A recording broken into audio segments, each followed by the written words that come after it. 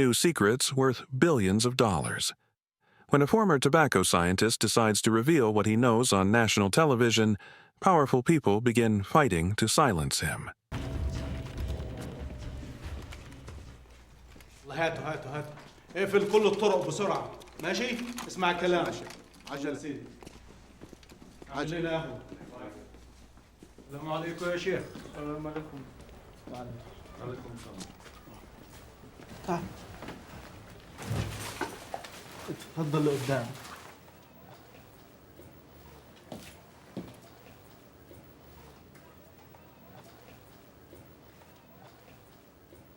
Coffee? Yeah, thank you. How have you liked your stay? What I've seen, I've liked. تفضل.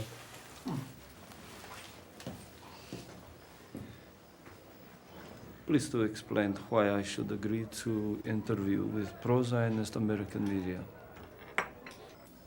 Because I think Hezbollah is trying to broaden into a political party right now. So you care about what you're thought of in America. And in America, at this moment in time, Hezbollah does not have a face. That's why. Perhaps you prove journalism objectivity and I see the questions first. Then I decide if I grant the interview. No, we don't do that. You've seen 60 Minutes and Mike Wallace, so you know our reputation for integrity and objectivity. You also know we are the highest rated, most respected TV magazine news show in America.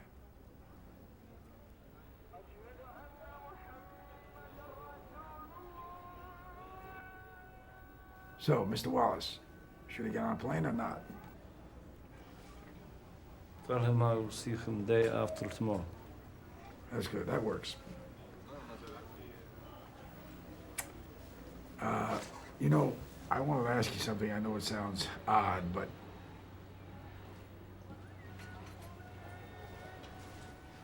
hello? Sheik? Hello? Sheik?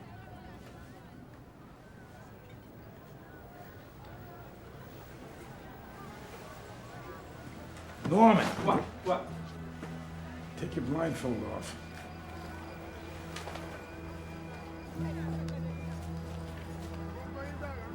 Welcome to the world.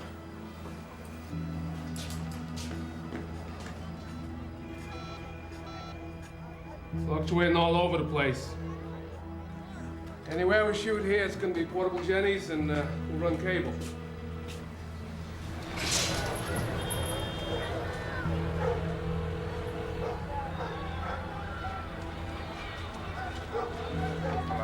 Mike, it's me. We're on.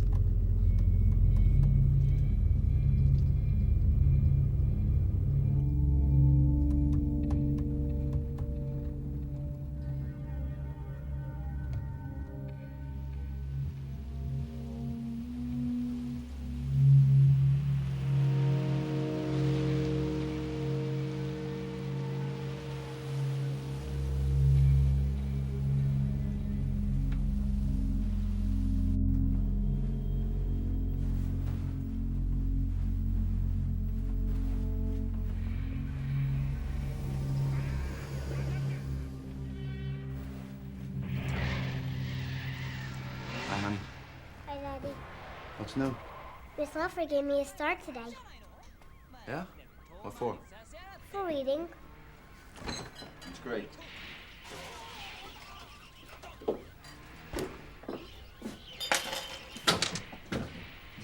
little early for cartoons, isn't it? Okay.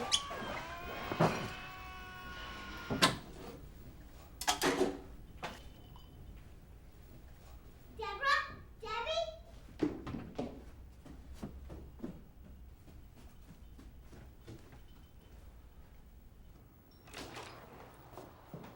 Oh, I didn't know you were home.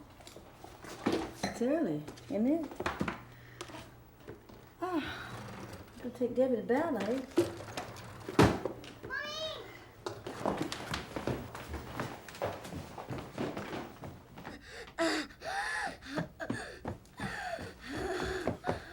Sweetheart, come on, come on. She's playing with my poo doll again. Slow down, slow down, slow down. Breathe deep, breathe deep. Slow down, honey, slow down. Slow down. Here we go. Deep breaths, deep breaths. She's playing with the poo doll. Who's Dusty, sweetheart? He's Dusty and you breathed him in. Okay? So what's happening to, look at me, what's happening to you now is cells called mast cells told your lungs, don't breathe any more of that dust in. And the airways in your lungs are like branches. When the branches close up, you get an asthmatic attack. And we give you medicine, and you get better. Uh-huh. Okay? Better already, aren't you? You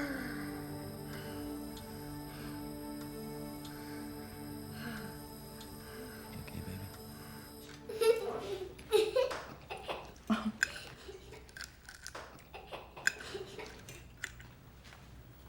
Can I go to dance tomorrow? I'm better. If you are, then I'll take Barbara to soccer and take you to dance after. I can take her. Don't you have to be at the office? Is there any more rice? Yes, it's on the stove. Do you want more rice? Maybe later. How about you? I'll take some. Instant rice?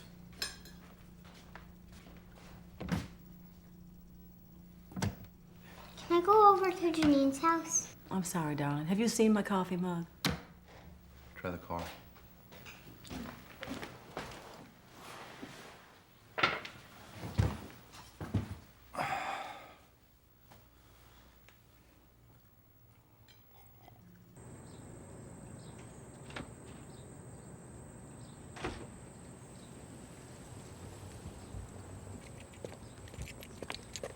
What are those boxes? I'm going to the store. You need anything? What do you need at the store? Soy sauce. Right now? That's my stuff from the office. Well, why did you take your stuff from the office? I didn't want to leave it there. I don't understand. I got fired this morning. Where else am I going to take it? Why? Who said? Thomas Sandiford.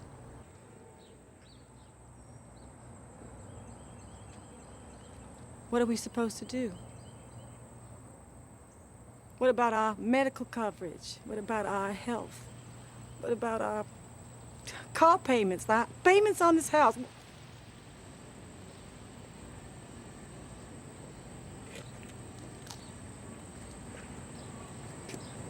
There's a severance agreement that includes cash payouts over time and continuing medical coverage.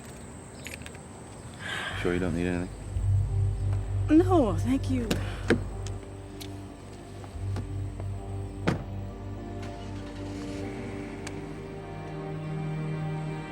Jeffrey?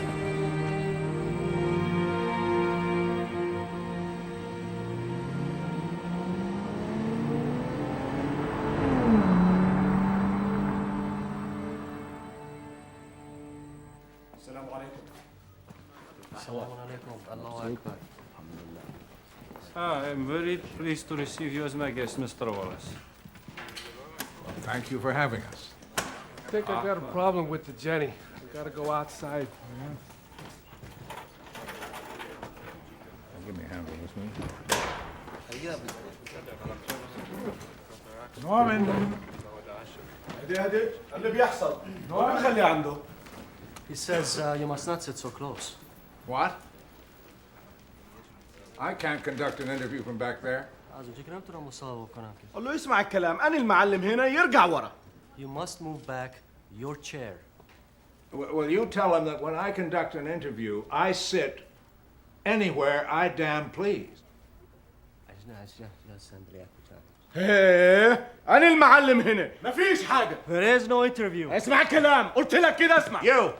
أيوه. I'm talking to you. أنا Who the سامع. hell do you think I am? A 78-year-old assassin? You think I'm going to karate him to death with this notepad? باید دفترچه یادداشتم میخوام بزنم یارو تو رو بکشم. إلا أقوله هنا يمشي، أنا المعلم، إلا أقوله يمشي. عيب عليك، عيب عليك والله. Are you interpreting what I'm saying? Yes. We're there. Good. Well, ask him if Arabic is his second language. أنت قليل الأدب، راجل ما عندكش دم. اوعى كده. Hold it. أدب، Hold قليل it. الأدب. Slow.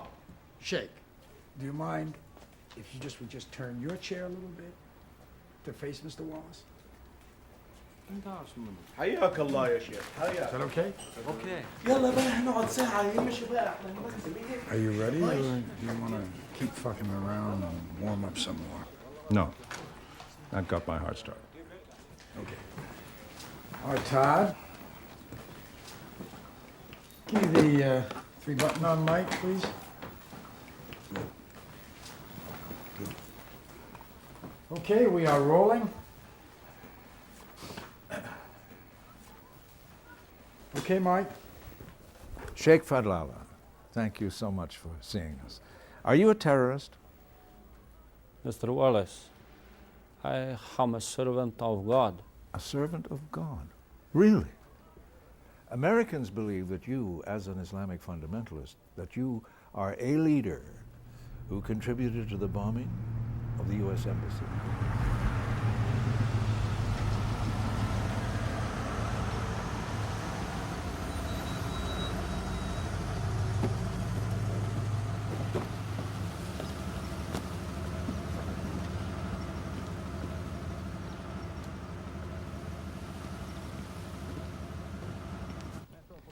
No, everybody thinks Canadian Mounties ride horses and rescue ladies from rapids. Mike, they backed locals in Oka in a fight with Mohawks over building a golf course on their burial site. They beat up protesters at Kennesaw.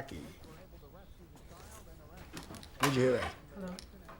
Oh, someone took a poll? Are all things Canadian boring? It's Stuart. He's in Mexico City. Oh, let me play that. Yes, dude. What do New York think? Hey, Dad. Will we go on camera and talk about the Mexico City branch? Sure. Hey, Jake. Whose money are they laundering? No classes this morning? I don't have to be there till 10:30. Yeah. Hey, Mom. Hello. Hey, sweetheart.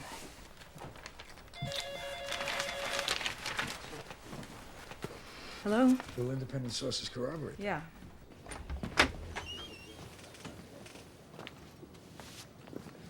Dad, you got a box out here. No, because I got to know where you're Hang on. going at all Hang on. times.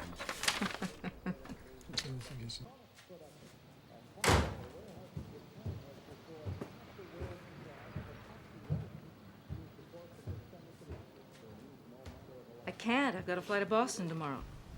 2 p.m. Great. Bye-bye. Mission propensity. You understand any of this?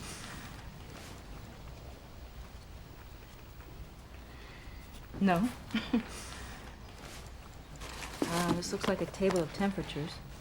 Who's this from? It's anonymous. References to PM. It's got to be Philip Morris, huh? Have to take a shower.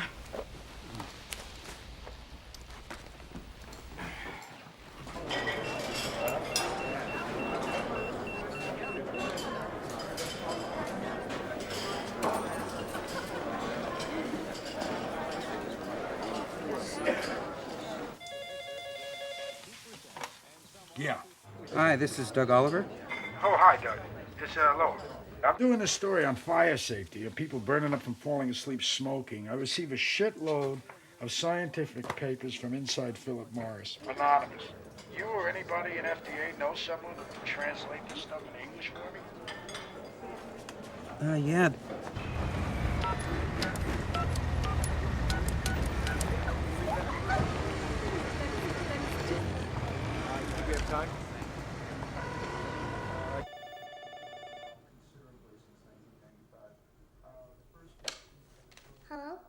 Mr. Wigand, please?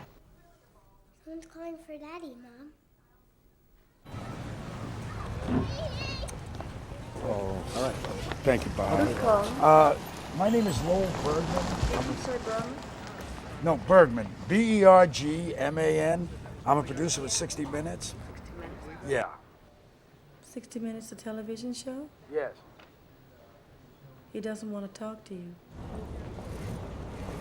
How does he know he doesn't want to talk to me? He don't know what I'm calling him about.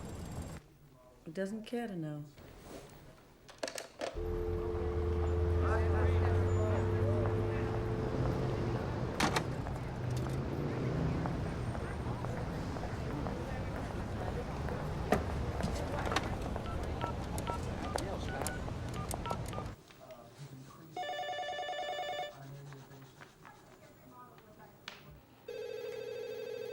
This is the Wigands. If you'd like to leave a message or send a fax, start now. This is Lowell Bergman with 60 Minutes, and I'm doing a story on fire safety in cigarettes. I have scientific documents from a tobacco company, and I could use your help as a consultant explaining these documents to me. Now, my number is area code 510-555-0199. I'll be there at this number in 10 minutes.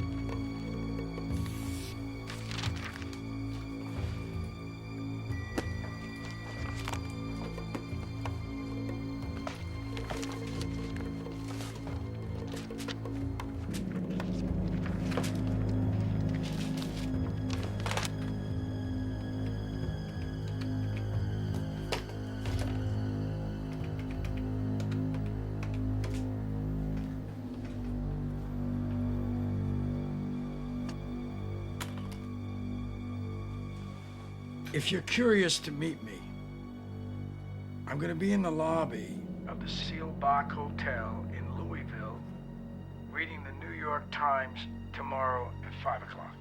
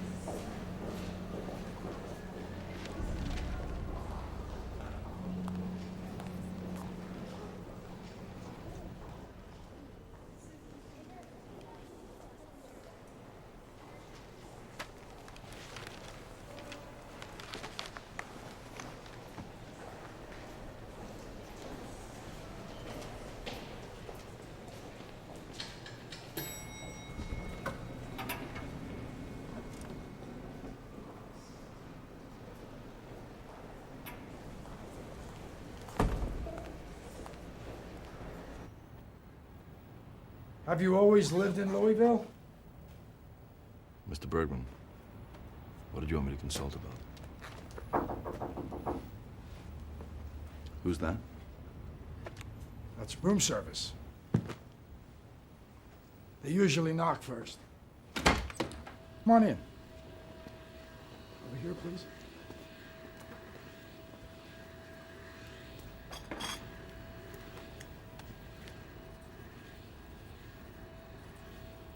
Thank you. How do you like your coffee? Black? Black. Look, I really don't have that much time. Is there anything you want to know about me, Mr. Wigand? Like what? Your sign?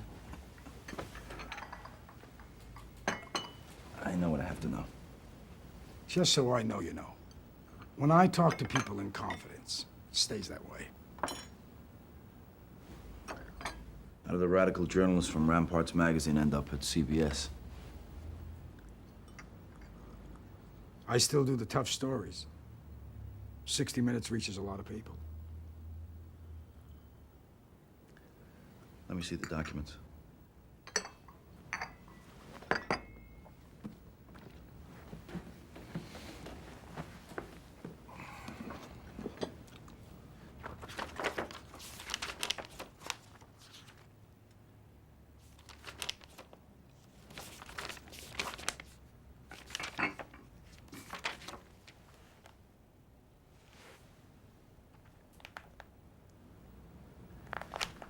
This is a fire safety product study for Philip Morris. Burn rates, ignition propensity, things of this nature. I could very easily explain this to you in layman's terms because it's from another company.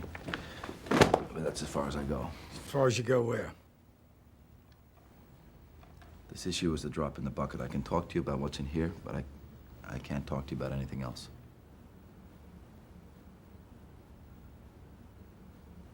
I signed a confidentiality agreement. I honor agreements. Doesn't CBS have confidentiality agreements, Mr. Bergman? Between journalists and management, yes, I believe they do. But I don't take that seriously. Where do you work? Did work. Did work. How much would I get paid?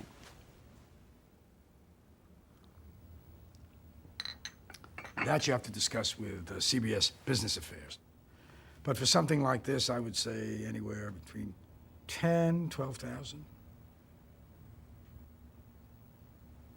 Should I just take the documents now? If you want to do it.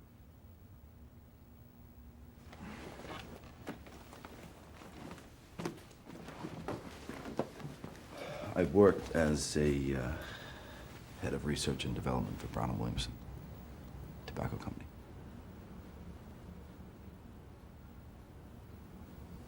I was a corporate vice president. Mr. Bergman?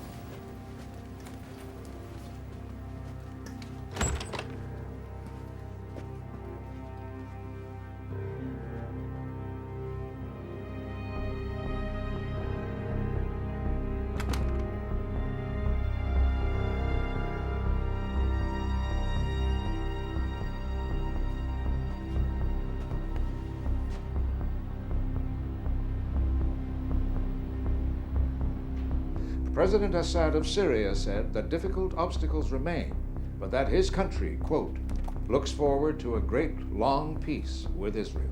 It's Peabody, Mike. When you're dead and buried, Hezbollah is the one they're going to remember you. Ashline when he's talking to Sheikh Musa. Were you eating with us? Yeah. Bring a tie so they're less in the front room.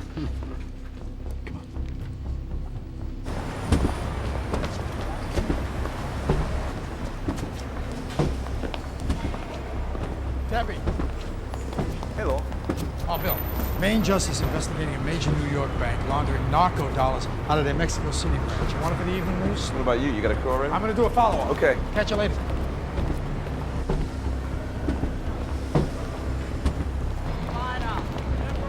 Debbie. How are you? I want you to get legal on a corporate confidentiality agreement. It's boundaries of their constraint, Kentucky state law about want you to drop everything. Okay.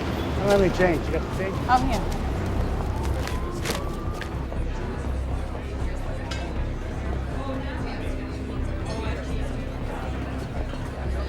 Tony.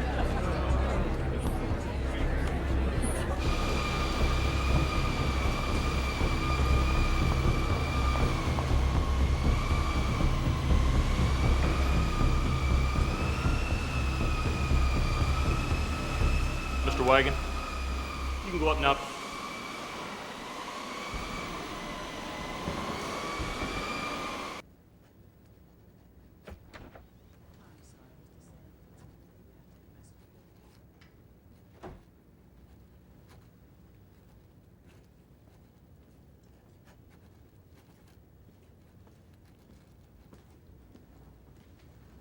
Sorry, I'm accepting an award from the Retinitis Pigmentosa Foundation.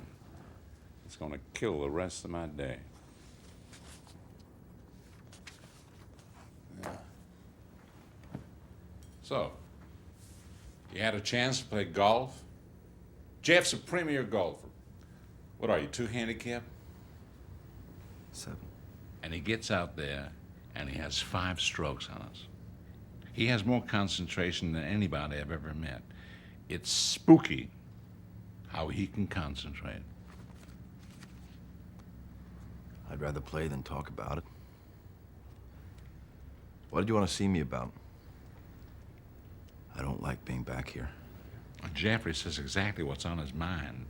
Most people consider what they're saying, social skills. Jeffrey just charges right ahead. Now, I know you understood the nature of the confidentiality portion of your severance agreement with Brown and Williamson, Jeff. Chapter and verse. Yeah, I know you do. You know, I came up through sales. One of the reasons I was a great salesman was I never made a promise I couldn't keep. I knew that if I ever broke my promise, I'd suffer the consequence. Is that a threat? We worked together for, what was it, 3 years? Now, the work we did here is confidential, not for public scrutiny, any more than our one's family matters. You're threatening my family now, too? Now, don't be paranoid, Jeff. About the direction of research here, we may have had our differences of opinion. Research?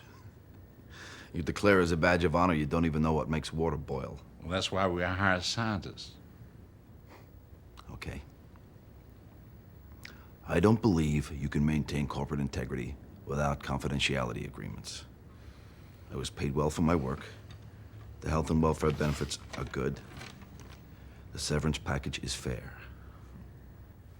I have no intention of violating my confidentiality agreement and disclosing that which I said I wouldn't. Well, I appreciate all that, Jeff.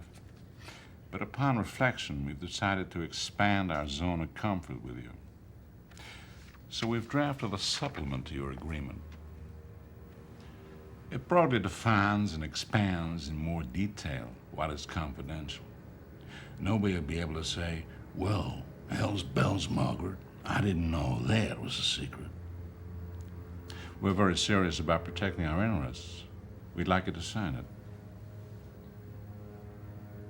And if I don't?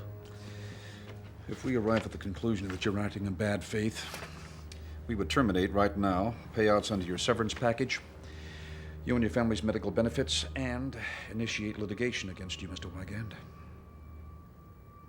Dr. Wigand. Dr. Wigand. After you've examined the document, you'll see it's in your own best interest, and you'll sign it.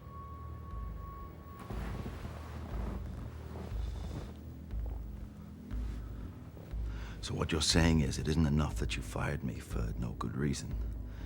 Now you question my integrity?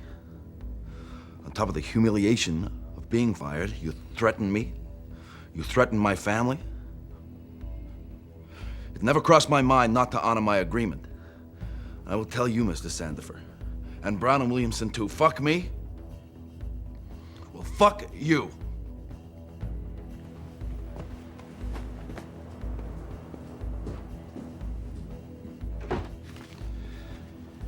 I'm not sure he got the message. Oh, I think you did.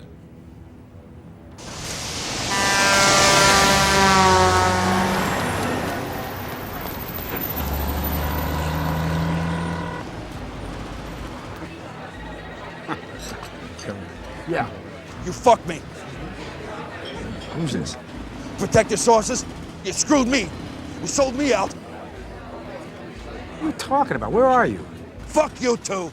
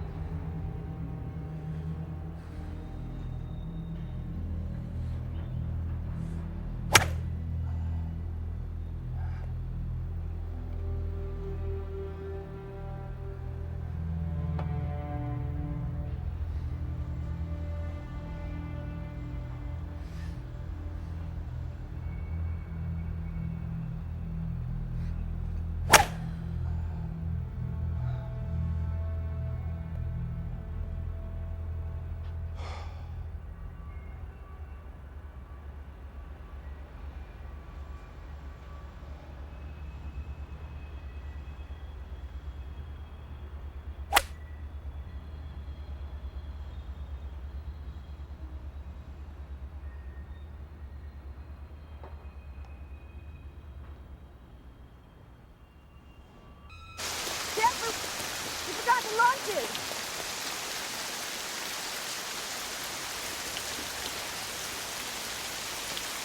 Mrs. Wigand. Something quick. Come on. How do you do? I'm Lowell Bergman. We spoke on the phone. Come here, I want to talk to you. Good, I want to talk to you. This is I my did house. not In front of my wife, burn you. my kids. I did not give you up to anyone. What I'm here business do we have? To straighten something out with you. Right here, right now. You didn't mention my name. You haven't talked to anybody about me. How am I gonna mention Why your Brown name? Williamson? No, I spoke How the to hell do I know about Brown? It happened Williamson? just after I talked to I you. don't know. I do Ruin not that. like coincidence. Well, I don't like paranoid accusations. I'm a journalist. Think. Use your head. How do I operate as a journalist? By screwing the people who could provide me with information before they provided me with it. You came all the way down here to tell me that? No, I did not. Big tobacco is a big story, and you got something important to say, I can tell. But yes, I did. I came all the way down here to tell you. Story, no story. Fuck your story. I don't burn people.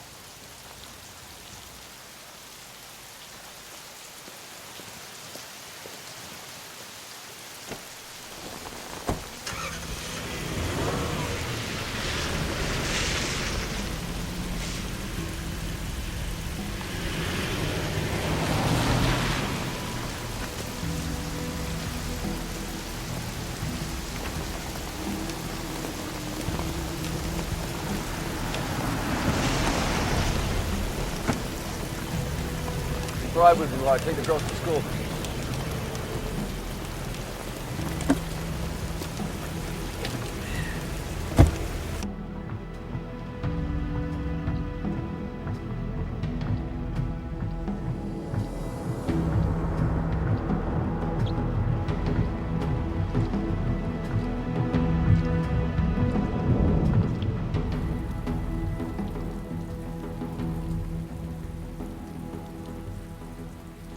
Girl has acute asthma. Deborah, my eldest daughter. And I'm unemployed, so I have to protect my medical coverage. So I left them a message this morning, their expanded confidentiality agreement. I will sign it. They're afraid of you, aren't they? They should be.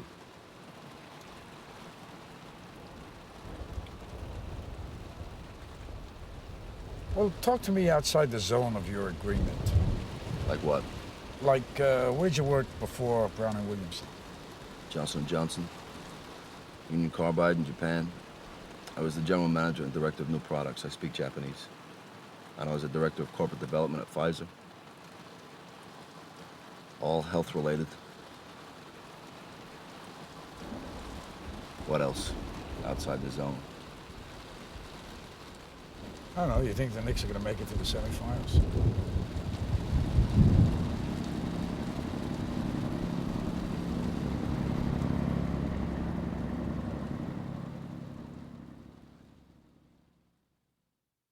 Well, just give me an example. Okay, for example, James Burke, CEO of Johnson & Johnson. When he found out that some lunatic had put poison in Tylenol bottles, he didn't argue with the FDA. He didn't even wait for the FDA to tell him. He just pulled Tylenol off every shelf at every store right across America instantly. And then he developed a safety cap.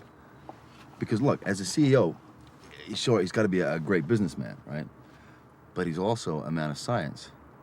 So he's not going to allow his company to put on a shelf a product that might hurt people. Not like the Seven Dwarfs. Seven Dwarfs? 7 CEOs of Big Tobacco. I got him in front of Congress that time. It was on Oh, television. Yeah. Swore under oath that they know nothing about addiction, disease. It was on C-SPAN, yeah. Okay, so here you are. You go to work for tobacco. You come from corporate cultures where research, really creative thinking, these are core values. You go to tobacco. Tobacco's sales culture, market and sell enormous volume, go to a lot of golf tournaments. The hell with everything else. I mean, what are you doing? Why are you working for tobacco in the first place? I can't talk about it. The work I was supposed to do might have had some positive effect. I don't know. It could have been beneficial. Mostly, I got paid a lot. I took the money. My wife was happy. My kids had good medical, good schools, got a great house. I mean, what the hell is wrong with that? Nothing's wrong with that. That's it. You're making money. You're providing for your family. What could be wrong with that? I always thought of myself as a man of science. That's what's wrong with it. Then you're in a state of conflict, Jeff. Because look, here's how it lays out. If you got vital insider stuff the American people for their welfare really do need to know, and you feel impelled to disclose it and violate your agreement in doing so, that's one thing. On the other hand, if you want to honor this agreement, then that's simple. You do so. You say nothing, you do nothing. There's only one guy who can figure that out for you, and that's you, all by yourself.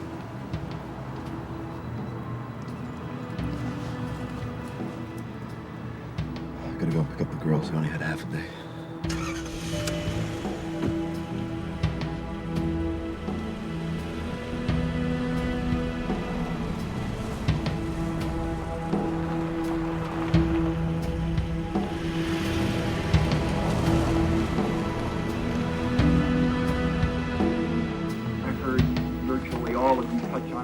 Yes or no? Do you believe nicotine is not addictive? Congressman, cigarettes and nicotine clearly do not meet the classic definitions of addiction. There is no intoxication. We'll take that as a no, and again, time is short. If you could just, I think each of you believe nicotine is not addictive. We just would like to have this for the record. I believe that nicotine is not addictive. And I too believe that nicotine... He referred to this, the Seven Dwarfs. What Seven Dwarfs? The 7 CEO of Big Tobacco referred to this, said they should be afraid of him. I assume afraid of what he could reveal. Now, you tell me, what does this guy have to say that threatens these people? Well, it isn't cigarettes are bad for you. Hardly new news? No shit. What's this? What that is tobacco's standard defense. It's the we don't know litany. Addiction? We believe not. Disease? We don't know. We take a bunch of leaves, we roll them together, you smoke them. After that, you're on your own. We don't know. So, that tells me nothing. Besides, you never get what he's got. Why not? Because of this guy's confidentiality agreement, he's never going to be able to talk to you. That's not good enough. This guy is the top scientist. In the #3 tobacco company in America, he's a corporate officer. You never get whistleblowers from Fortune 500 companies. This guy is the ultimate insider. He's got something to say. He wants to say it. I want it on 60 Minutes. Doesn't matter what he Am wants. I missing something? What do you here? mean, Mike? I mean, he's got a corporate secrecy agreement. Give me a break. I mean, this is a public health issue, like an unsafe airframe on a passenger jet or some company dumping cyanide into the East River. Issues like that. He can talk, we can air it. They've got no right to hide behind a corporate agreement. Pass the note. They don't need the right. They got the money. The unlimited checkbook. That's how big tobacco wins every time on everything. They spend you to death. $600 million a year in outside legal. Chadbourne Park, Ken Starr's firm, Kirkland and Ellis. Listen, GM and Ford, they get nailed after 11 or 12 pickups blow up, right? These clowns have never, I mean ever. Not even once. Not even with hundreds of thousands dying each year from an illness related to their product have ever lost a personal injury lawsuit. On this case, they'll issue gag orders, sue for breach, anticipatory breach, and join him, you, us, his pet dog, the dog's veterinarian, tie him up in litigation for 10 or 15 years. I'm telling you, they bat 1,000 every time. He knows that. That's why he's not going to talk to you.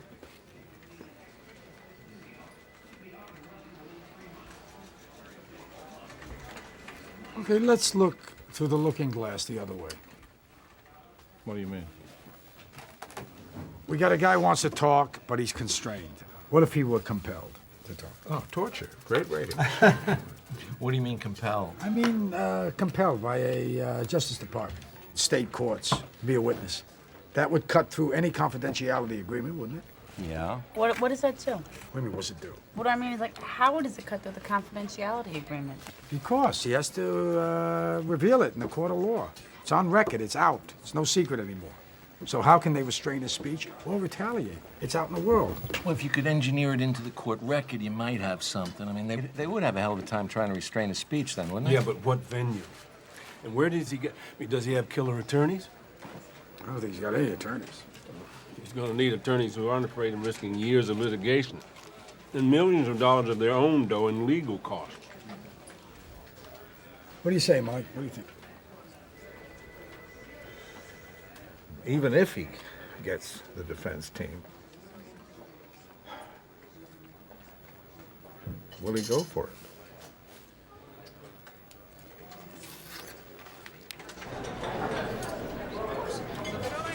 You're awfully overqualified, Dr. Wigand.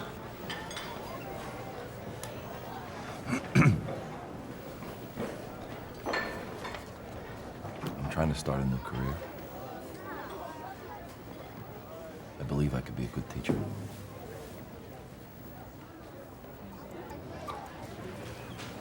Let me give it some thought.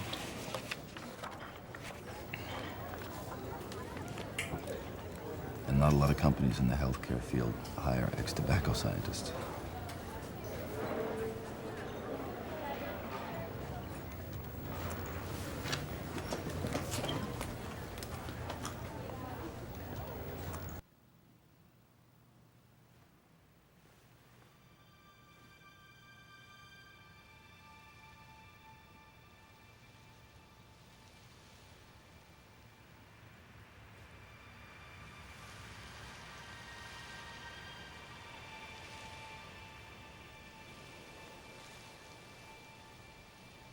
That's it.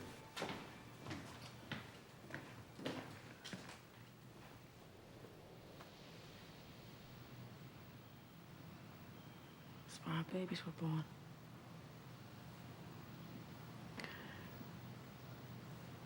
Debbie took her first steps right there in the crafts. I didn't plan on this. Come on, come on.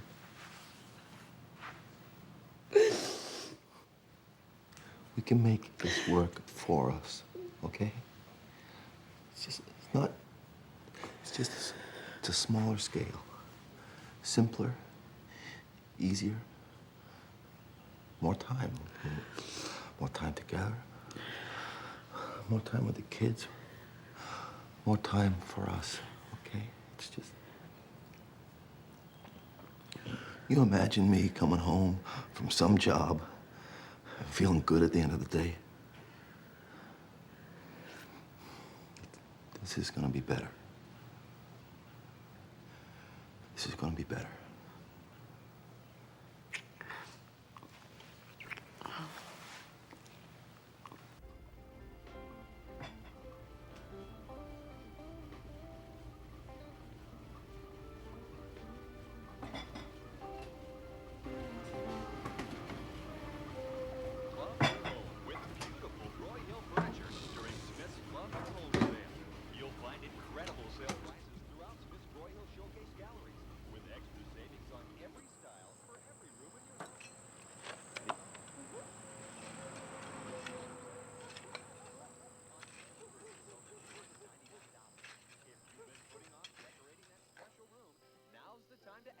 During the Love Your Home sale at Smith.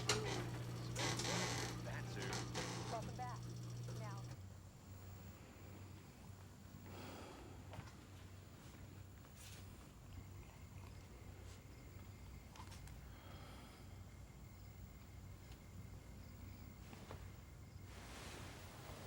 Hey, baby.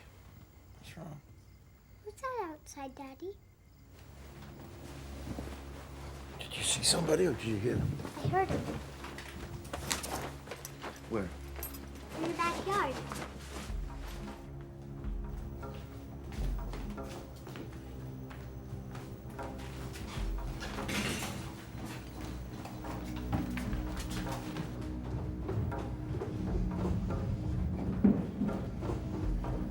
This is Daddy's desk, okay? Why don't you just sit up at the desk? All right? Get out some paper and draw me a picture, okay?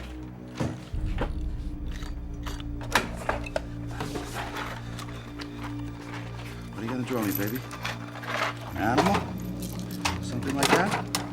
You just stay down here until Daddy gets back, all right, Barbara? You stay down here.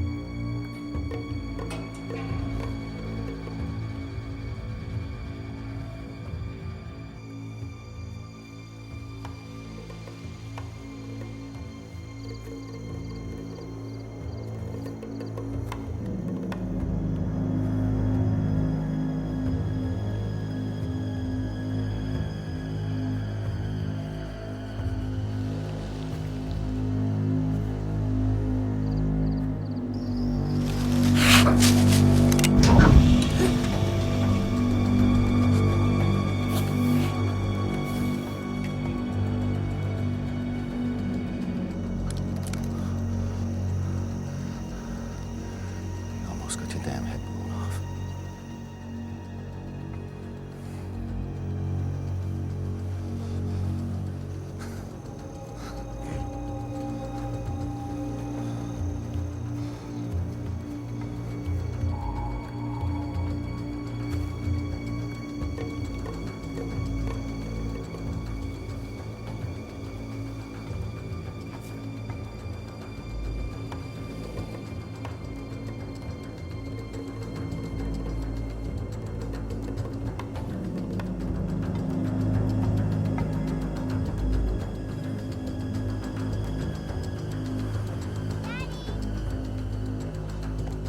It's just a raccoon, baby.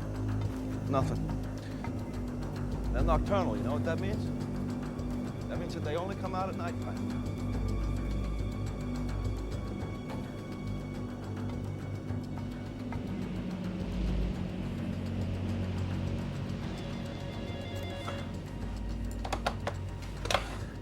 Yeah. Lowell, Jeffrey Wigand. Is it too late? No, it's okay. How's the new place? New place? New. You okay? Sure. You know, I was thinking of calling you tomorrow anyway. How's your kids handling the new house? Have you got kids? We have a couple.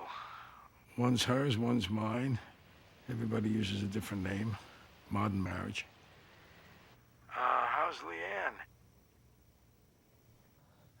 She's okay. Hold on a minute.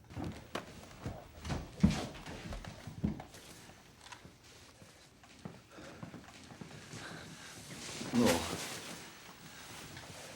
Somebody may be following me. I don't know. They came on the property. What do you mean follow you? Did you call the police? I don't want to be paranoid. I mean, maybe it's a game. It's some kind of mind game. Well, what do you really think, though? I don't know what the fuck I really think, you know? Are they doing it? Is some crank doing it? Are they doing it to make me feel paranoid? Are they doing it for real? I don't give a shit what I think. I don't know. I don't fucking know. Jeffrey, describe for me in detail what happened. Well, no, look, I mean, there was a footprint. Forget it. You know, it's probably not important at all. You know, I got a job now. I'm teaching high school, Japanese and chemistry. So, what were you calling about? You called me. No, you said you were going to call me tomorrow, so what about? Oh, yes. Yes, I did. I wanted to talk to you. I wanted to hook up with you, talk to you about what we were talking about in your car. Okay. Makes you feel good? Putting what you know to use? How did you know that, Mo? It's obvious, isn't it? Hello? You there? Yeah.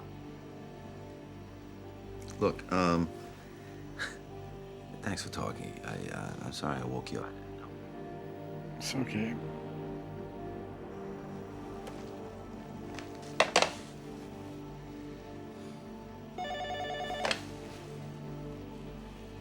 Lowell. Who is this? Do not call here. Do not.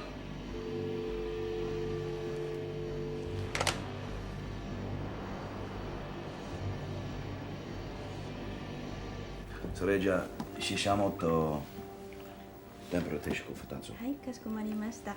生牡蠣とししゃもと天ぷら定食を2つですね。それとお酒もう1本。はい。What are you gonna get us? Tempura.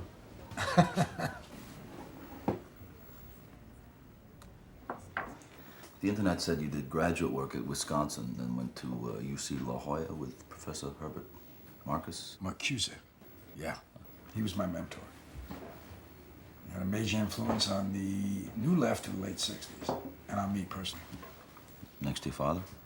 My father? What the hell's that got to do with my father?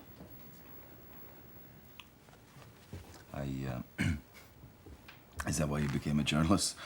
Then you get to ask all the questions? Are you charged by the hour?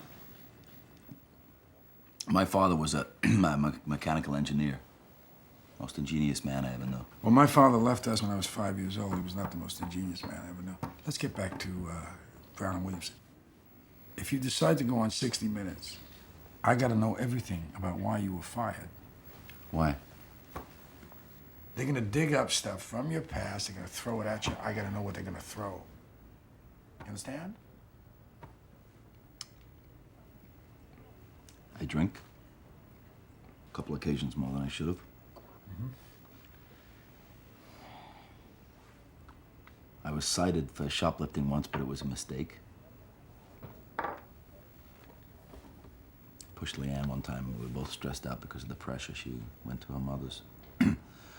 I got fired because when I get angry, I have difficulty censoring myself, and I don't like to be pushed around. I'm not pushing you around. I'm asking you questions. I'm just a commodity to you, aren't I? I could be anything, right? Anything worth putting on between commercials. To a network, probably we're all commodities. To me, you're not a commodity. What you are is important. You go public and 30 million people hear what you gotta say. Nothing, I mean nothing, will ever be the same again. You believe that? No. You should. Because when you're done, a judgment is gonna go down in a court of public opinion, my friend. And that's the power you have. You believe that?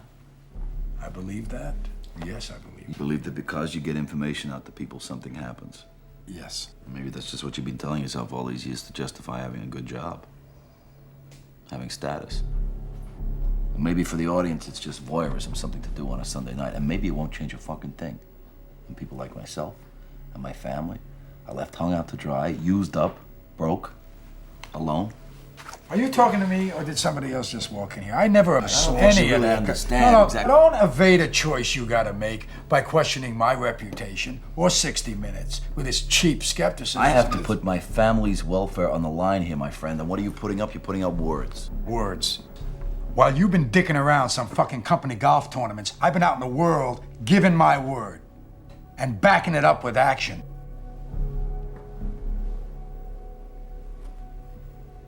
Now, are you gonna go and do this thing or not? I said I'd call the kids before they went to bed. Onesa.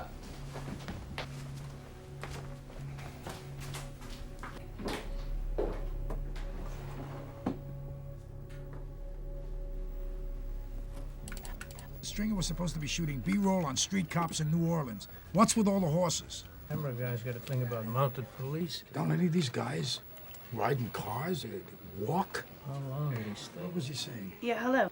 Yes, I'm trying to reach Mr. Richard Scruggs. This is Richard Scruggs. Oh, This can is you a hold on a disaster. second, please? All right. Lowell. Yeah, I'm on the phone.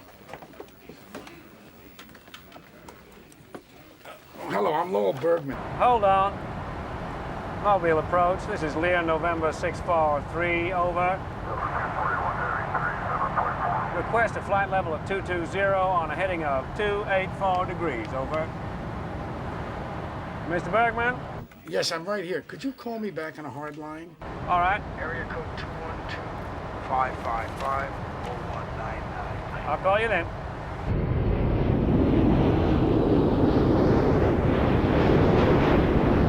What was it? What do we do with that? I don't know. All right, you filed a lawsuit against tobacco on behalf of the state of Mississippi, did you not? That's right. Well, I'm working with someone now who's the former head of research at Brown & Williamson, former corporate officer there. What's your interest in this, Mr. Bergman? Well, he may tape an interview with us, and we believe if his testimony showed up in a court record first, it would free him up from his confidentiality agreement and give him some protection. It could work. If it's public record, it's public record. Yeah, and he's going to need legal representation. Well, he sure as hell will. Has he decided to go public? Because let me tell you, we've been doing this for 3 years now, and we've worked with a lot of corporate cases involving whistleblowers. So we know Big Tobacco will do everything in their power to stop him. So is your man truly committed? Well, actually, no. Well, he's on the fence. That's the point. Well, we'd certainly be interested in making his acquaintance, but without knowing what he's going to do. Well, would you want him to call you, or you want to call him? How do you want to do it? It would be better if he called us. Yeah, okay. All right. Okay, thank you. Shit. Oh, we need cops on the streets. We don't need them on horses. I don't know what he was thinking. Oh, for God's sake. All What, right. does this guy got a horse fetish? All right, all right. Get me to New Orleans a second. Shoot the fucking thing myself. Have a good one.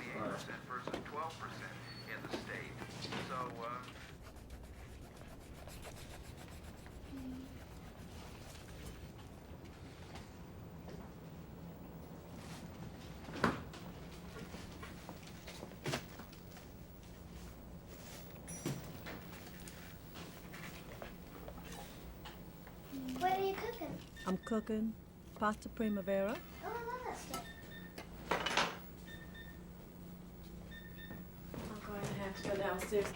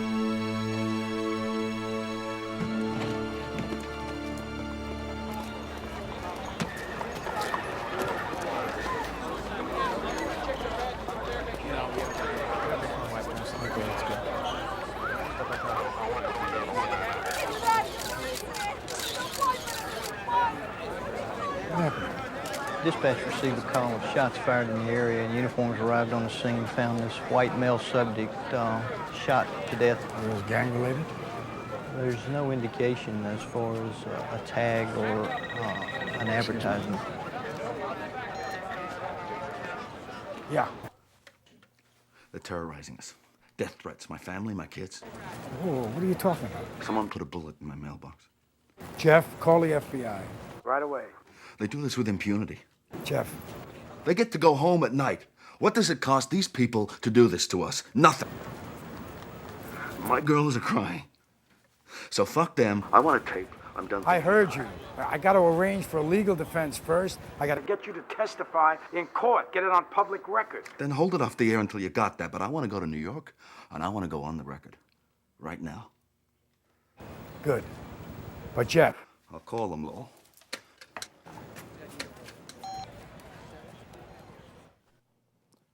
Did you handle the round, Mr. Wigand? Yes, I'm afraid I did. We won't be able to lift usable prints. Do you own a gun, Mr. Wigand? A gun? Yes. What caliber is your gun? What caliber is my gun? Yes, sir. What caliber is your gun? What does that have to do with the price of tea in China? You think I put the bullet in the mailbox myself? If we could take a look, Mr. Wigand.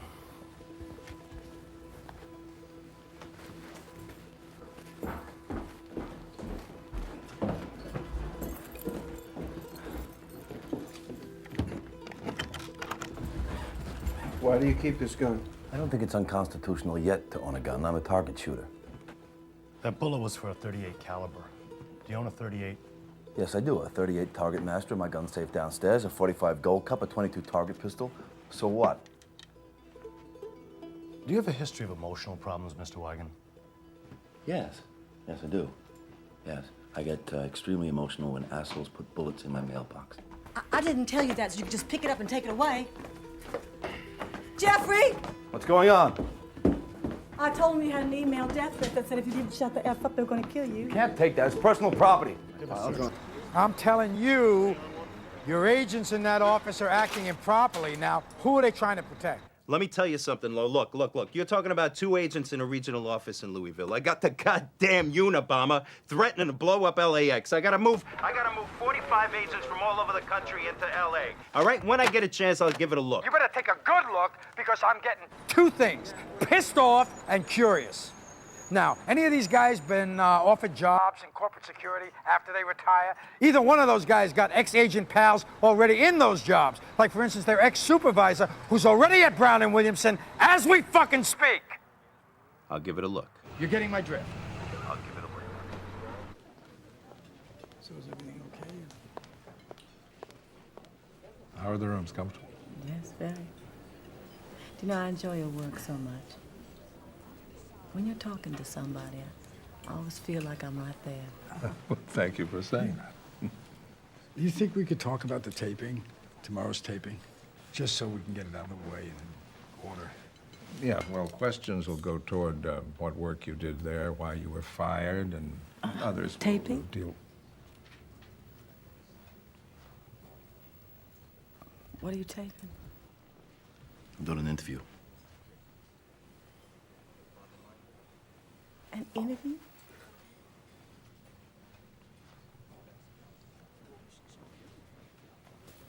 Do you know what they will do to us? I thought we...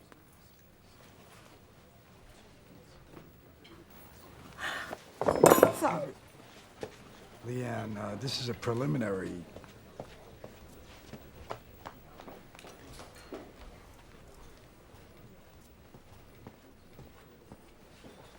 You didn't tell her we were taping? What does she think she was coming to New York for? Talk about it, think about it. I had a plan to ease her into it, but I don't know how to do that.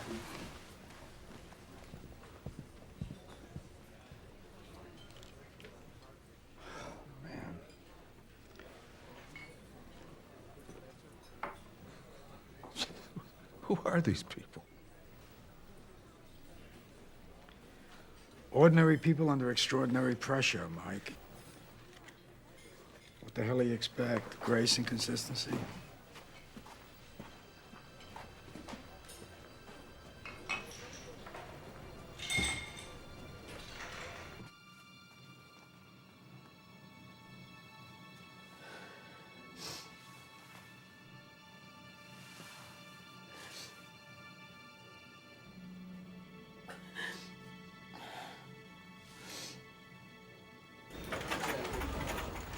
Here we go. 5, 4, 3, 2.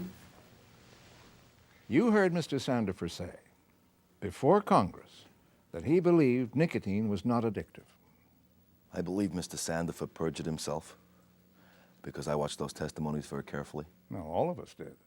I mean, there was this whole line of people, a whole line of CEOs up there all swearing. And part of the reason I'm here is that I felt that their representation clearly misstated, at least within Brown and Williamson's representation, clearly misstated what is common language within the company. We are in the nicotine delivery business. And that's what cigarettes are for. Delivery device for nicotine. A delivery device for nicotine. Put it in your mouth, light it up, and you're going to get your fix. You're going to get your fix. You're saying that Brown and Williamson manipulates and adjusts the nicotine fix, not by artificially adding nicotine, but by enhancing the effect of nicotine through the use of chemical elements, such as ammonia. The process is known as impact boosting. While not spiking nicotine, they clearly manipulate it. There's extensive use of this technology known as ammonia chemistry. It allows for the nicotine to be more rapidly absorbed in the lung and therefore affect the brain and central nervous system. The straw that broke the camel's back for me and really put me in trouble with Sandifer was a compound called coumarin. When I came on board at B&W, they had tried to transition from coumarin to a similar flavor that would give the same taste and had been unsuccessful. I wanted it out immediately. I was told that it would affect sales, so I should mind my own business. I constructed a memo to Mr. Sandifer indicating I could not in conscience continue with coumarin in a product that we now knew. We had documentation was similar to Coumadin, a lung-specific carcinogen. And you sent the document forward to Sandifer? I sent the document forward to Sandifer. I was told that we would continue to work on a substitute. We weren't going to remove it, as it would impact sales, and that was his decision. In other words, you were charging Sandifer and Brown and Williamson with ignoring health considerations consciously? Most certainly. And on March 24th, Thomas Sandifer, CEO of Brown and Williamson, had you fired. And the reason he gave you? Poor communication skills. And you wish you hadn't come forward? You wish you hadn't blown the whistle?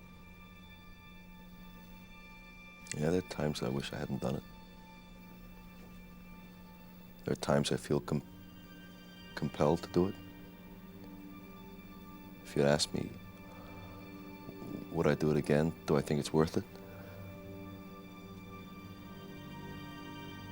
Yeah, I think it's worth it.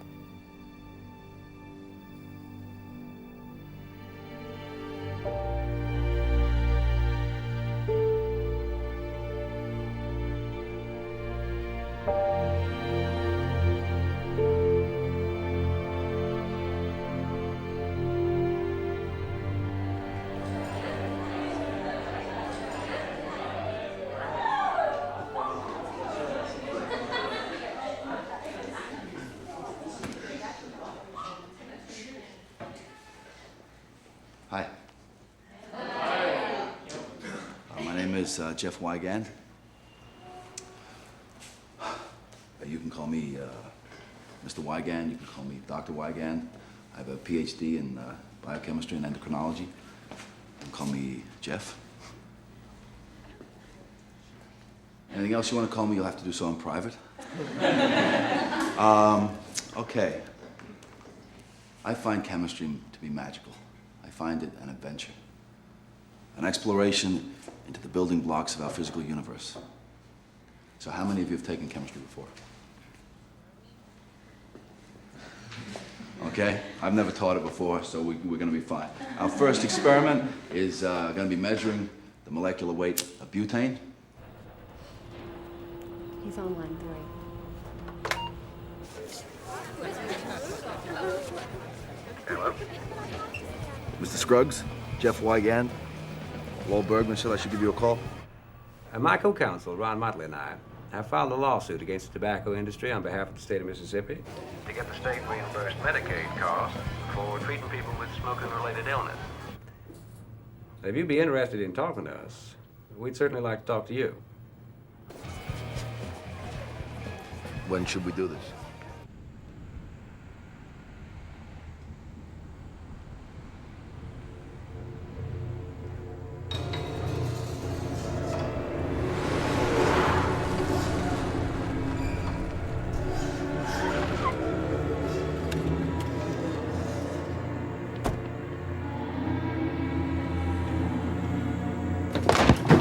Who the hell are you? What are you doing in my house? It's okay, Jeff. Mr. Wigand, you need to speak It's to okay. You got your own security now. No, Lowell, I can't afford to. No, they volunteered. A friend owns a large security company. How you doing, Mr. Wigand? I'm John Talaferro. There'll be 3 of us on detail. I'm going to the store. Please explain why your house gets to your children.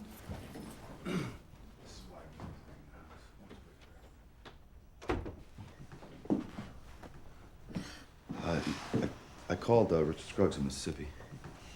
I heard. I'm gonna be a witness for them in their litigation. So I'm gonna fly to Pascagoula to give a deposition. I know I'm gonna go there tonight. You all right? Did you have a good day? Yes, I did have a great day. Coffee, Lowell? Yeah. All right. Want to play that game we played before? You know, I think you got it up to 5.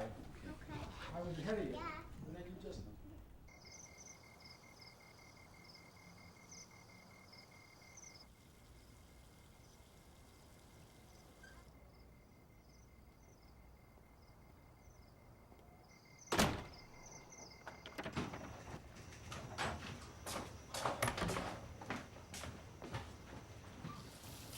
Please don't wash your hands in the sink. Where should I wash them? Use the bathroom. What's the difference? That's for food.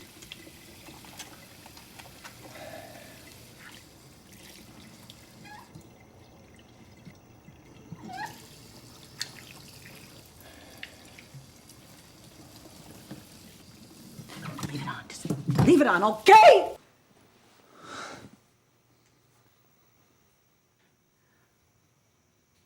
I don't think I can do this.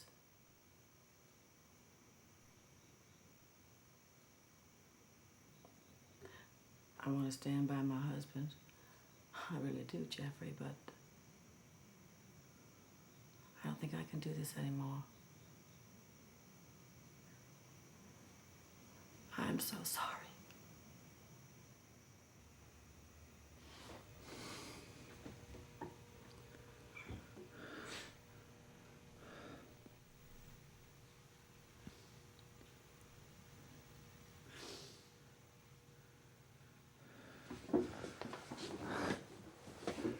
Can we talk about this when I get back?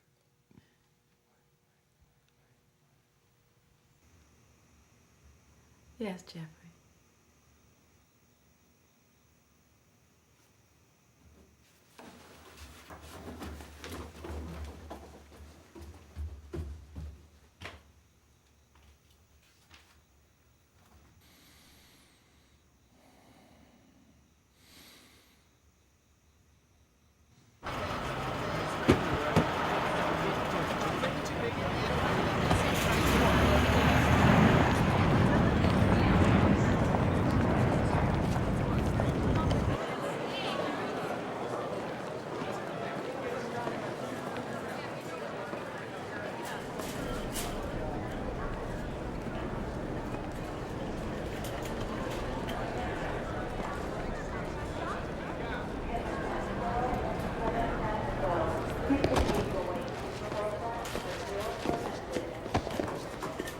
It's okay. It's good.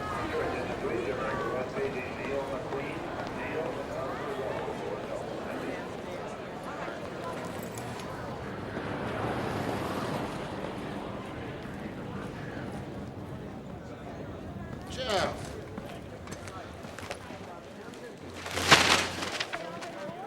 You've been served.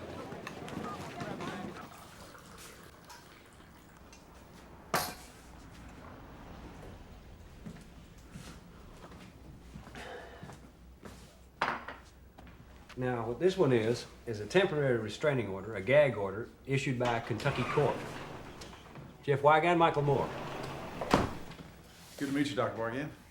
Mike's our Attorney General down here. I was just explaining to Jeff, they got a Kentucky court to issue a gag order to stop his deposition today. Right.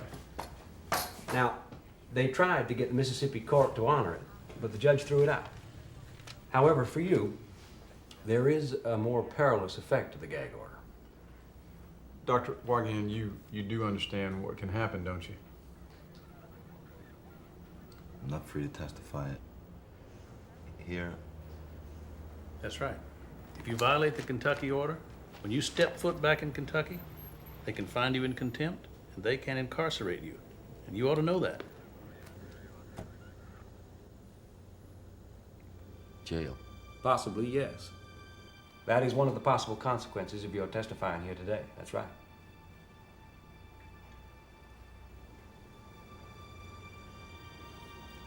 How does one go to jail? What does my family do?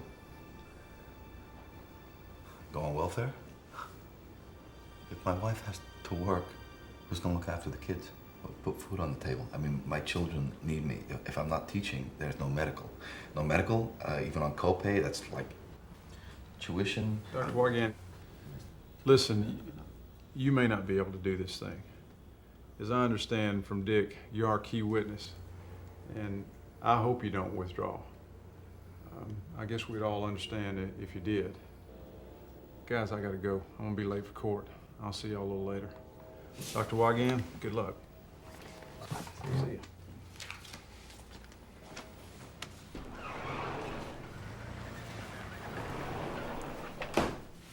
I know what you're facing, Jeff. And I think I know how you're feeling. In the Navy, I flew A-6s off carriers. In combat, events have a duration of seconds, sometimes minutes. But what you're going through goes on day in, day out, whether you're ready for it or not. Week in, week out, month after month after month.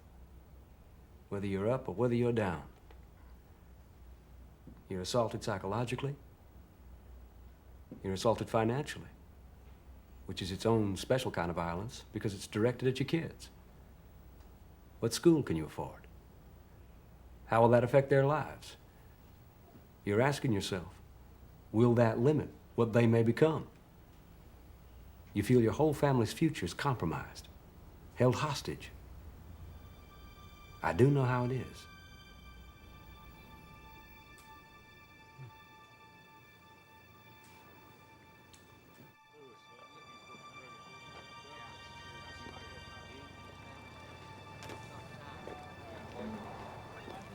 You attract a crowd. Yeah, great. I heard about the Kentucky gag order. I don't know what to do.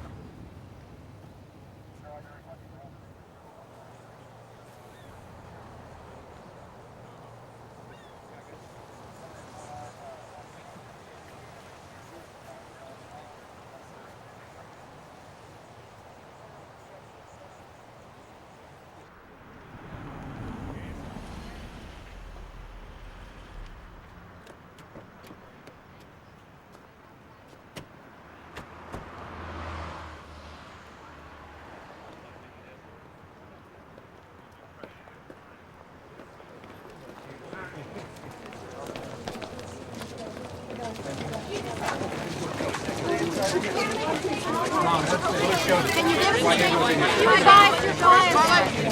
Come on.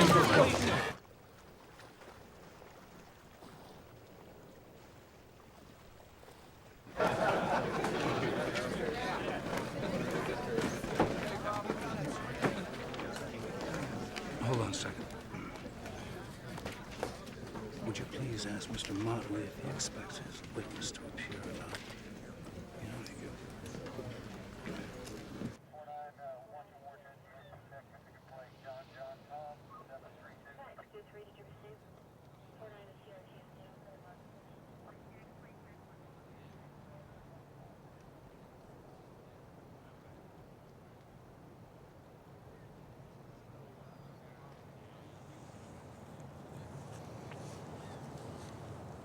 Can't seem to find the criteria to decide. It's too big a decision to make without being resolved in my own mind. Maybe things have changed.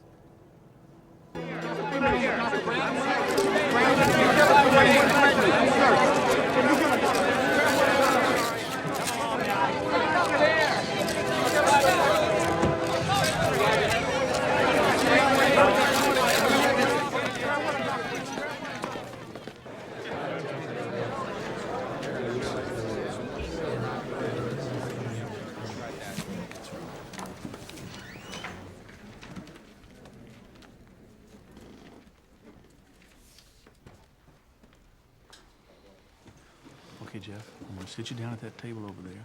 I want to start as fast as possible. I want to give them a chance to get another restraining order, okay? Let's go. Good luck, Doc.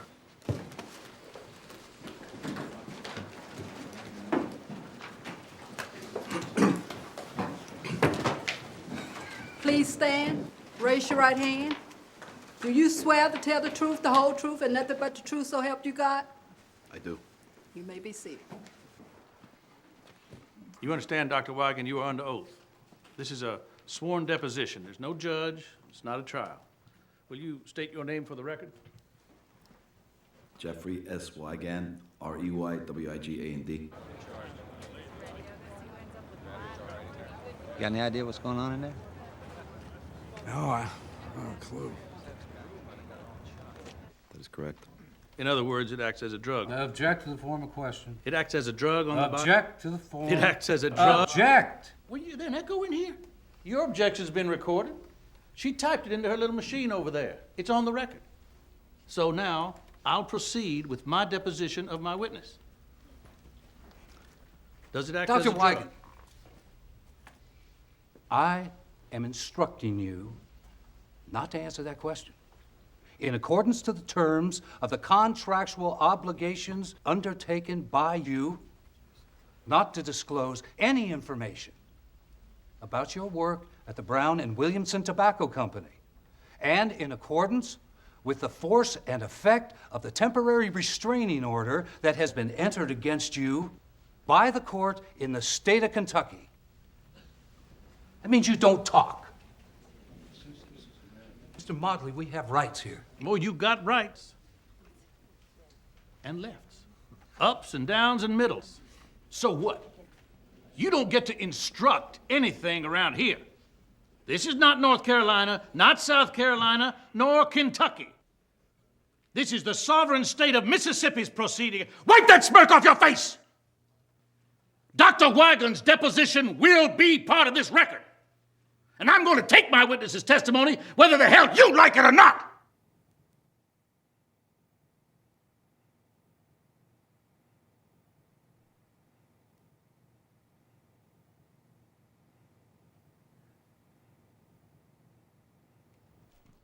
Answer the question, Doctor. Yes, it produces a physiological response, which meets the definition of a drug. Nicotine is associated with impact, satisfaction. It has a pharmacological effect that crosses the blood-brain barrier intact. It was after the word felt on the B-side. Hell of a show, Mike. Explosive material. Went great in Mississippi, Mike. Good. I heard Wigand's deposition got sealed. Yeah, they argued he was going to reveal the secret formula of Cools to the world. Seal doesn't hurt Scruggs' litigation. And since we're the only ones with the story, I believe we're sitting on an exclusive. I like that. Corporate has some questions. We've got a meeting at Black Rock first thing in the morning. When's the air date? Sharon's on my plate. Tell her I'll call her back in 10. Here we go. But they had long known that the nicotine in tobacco is an addictive drug, despite their public statements to the contrary. like the testimony before Congress of Dr. Wigand's former boss, Brown and Williamson's chief executive officer, Thomas Sandefur. I believe that nicotine is not addictive. I believe Mr. Sandefur perjured himself because I watched those testimonies very carefully. No, all of us did. I mean, there was this whole line of people, a whole line of CEOs up there, all swearing. Part of the reason I'm here is that I felt that their representation clearly misstated what is common language within the company. We are in the nicotine delivery business. There's extensive use of this technology known as ammonia chemistry. It allows for the nicotine to be more rapidly absorbed in the lung and therefore affect the brain and central nervous system. And that's what cigarettes are for. Delivery device for nicotine. A delivery device for nicotine. Put it in your mouth, light it up, and you're going to get your fix. You're going to get your fix. Shall I send for coffee? Sorry I'm late. No, we're fine. Are you sure? Yeah. All right. I thought we'd get together because there's a legal concept that has been getting some new attention recently. Tortious interference. If two people have an agreement, like a confidentiality agreement, and one of them breaks it because they are induced to do so by a third party, the third party can be sued for damages for interfering, hence tortious interference. Interfering? That's what we do. I think what we're trying to tell you is that it happens all the time. This is a news organization. People are always telling us things they shouldn't. We have to verify if it's true and in the public interest, and if it is, we air it. And after we corroborate it, that's why we've never lost a lawsuit and run a classy show. Anything else? And 60 minutes verification is exact and precise, and I don't think it would hurt to make sure you're right on this one. Why? You think we have liability? What's the CBS News position, Eric? There's a possibility it's rather remote. But one we have to check on, Mike. I've retained outside counsel to do exactly that on a segment, I might add, that's already rife with problems. What does that mean? Rife I'm with? told unusual promises were made to Wigand. No, only that we would hold the story until it was safe for And I'm him to- told there are questions as to our star witness's veracity. His veracity was good enough for the state of Mississippi. Our standards have to be higher than anyone else's because we are the standard for everybody else. Well, as a standard, I'll hang with is this guy telling the truth. Well, with tortious interference, I'm afraid the greater the truth, the greater the damage. Come again? They own the information he's disclosing. The truer it is, the greater the damage to them. If he lied, he didn't disclose their information, and the damages are smaller.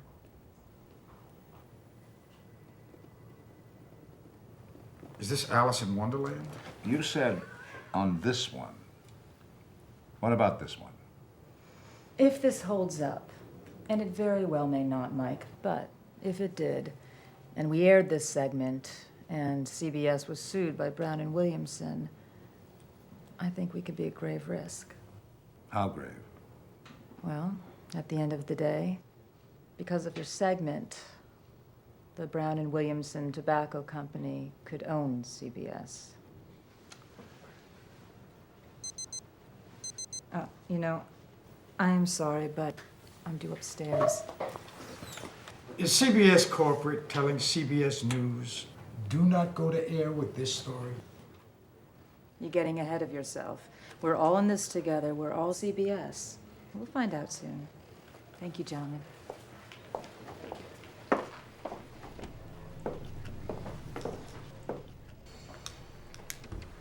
Tortious interference. Sounds like a disease caught by a radio. Lunch? Sure. Don't worry, we call the shots around here.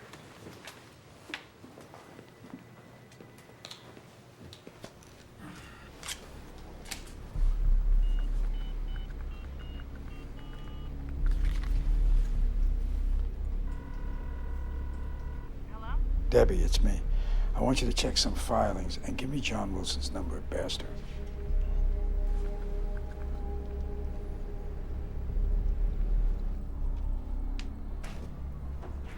What now? Cluster's coming over.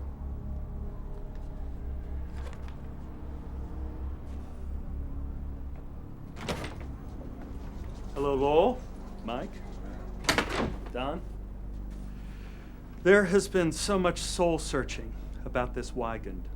I've decided we should cut an alternate version of the show without his interview. So what happened to Ms. Caparelli's checking with outside counsel first, all that crap? That's happening. And hopefully we won't have to use the alternate, but we should have it in the can. I'm not touching my film. I'm afraid you are. No, I'm not. We're doing this with or without you, Lowell. If you like, I can assign another producer to edit your show. Since when has the paragon of investigative journalism allowed lawyers to determine the news content on 60 Minutes? It's an alternate version. So what if we have an alternate version? And I don't think her being cautious is so damned unreasonable. So now, if you will excuse me, gentlemen, Mr. Rather's been complaining about his chair again. Before you go, I discovered this. SEC filing, the sale of CBS Corporation to Westinghouse Corporation. What? Yeah, I heard rumors. Not a rumor, it's a sale. If Tisch can unload CBS for $81 a share to Westinghouse and then is suddenly threatened with a multi-billion-dollar lawsuit from Brown and Williamson, that could screw up the sale, could it not? And what are you implying? I'm not implying, I'm quoting. More vested interests. Persons who will profit from this merger. Ms. Helen Caparelli, General Counsel of CBS News, $3.9 million. Mr. Eric Cluster, President of CBS News, $1.4 million. Are you suggesting that she and Eric are influenced by money? No, of course they're not influenced by money. They work for free.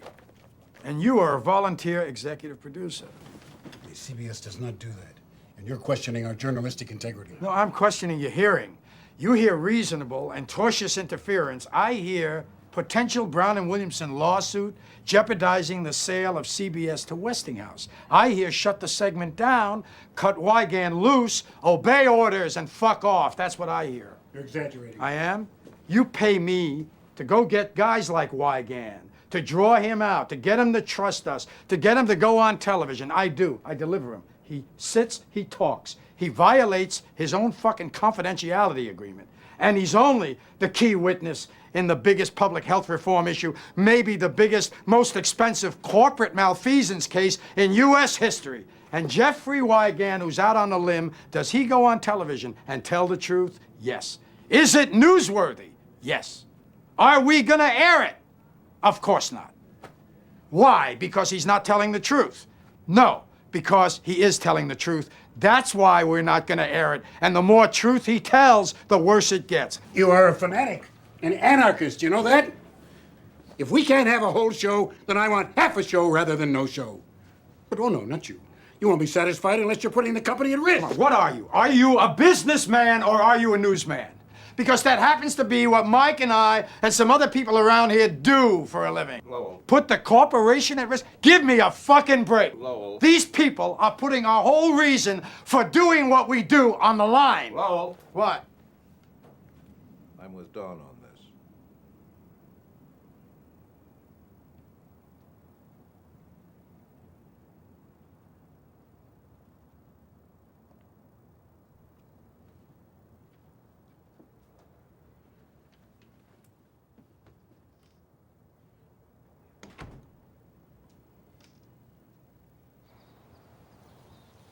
What's wrong?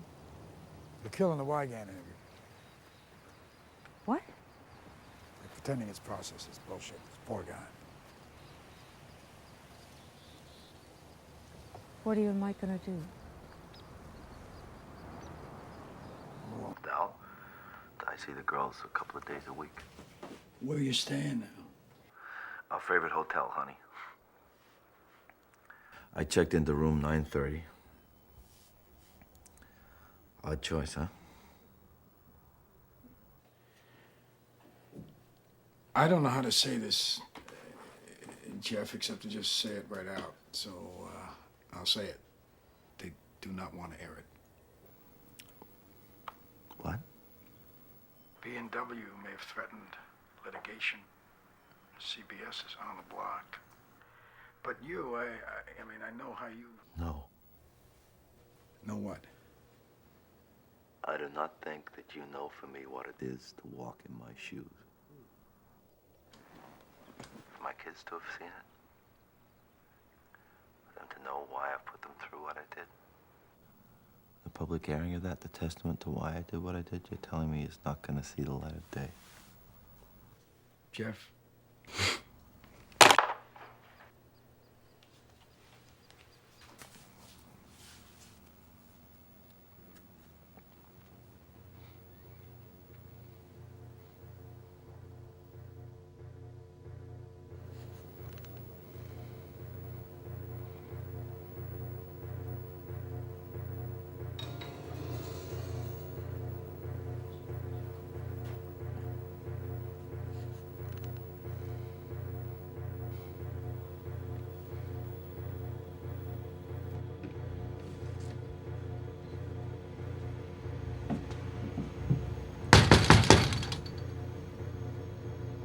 Ms. Wigand? It hasn't been Mrs. Wigand for some time. Well, I'm an investigator, and I was wondering if I could ask you a couple of questions about that.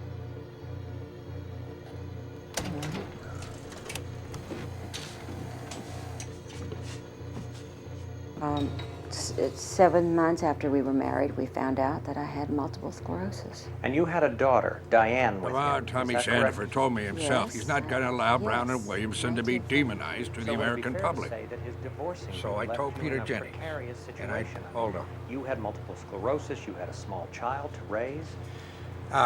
Mention that part of the executive summary and in the chapters, first wife and estrangement of daughter.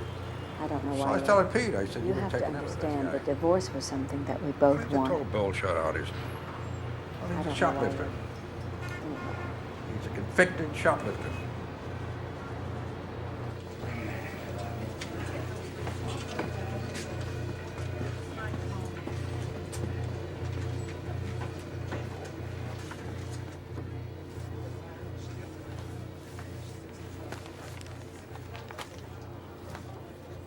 So, what are you going to do? Well, what do you think I'm going to do? Quit and protest? I'm not going to do that. You're taking no for an answer? No, I'm not going to take no for an answer. No. Then, what are you doing? I'm staying right here, doing my job, fighting to get my show on the air. You don't like it? Hey, I tell you what, fire my ass. End up in a high-profile lawsuit with Lowell, the First Amendment martyr? I don't think so. Take a look at this. This is a summary of a dossier that's being prepared. He will lie about his whole life. Who's going to believe him about anything he says? The Wall Street Journal is doing a major story, and I think the Post backed the wrong horse. The version without the interview is going to air the week after next.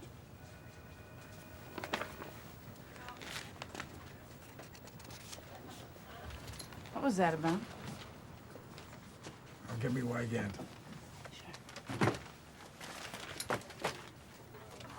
Fuck is this? Fuck! You never told me you were married before, that you had a daughter. Well, how is that any of your business?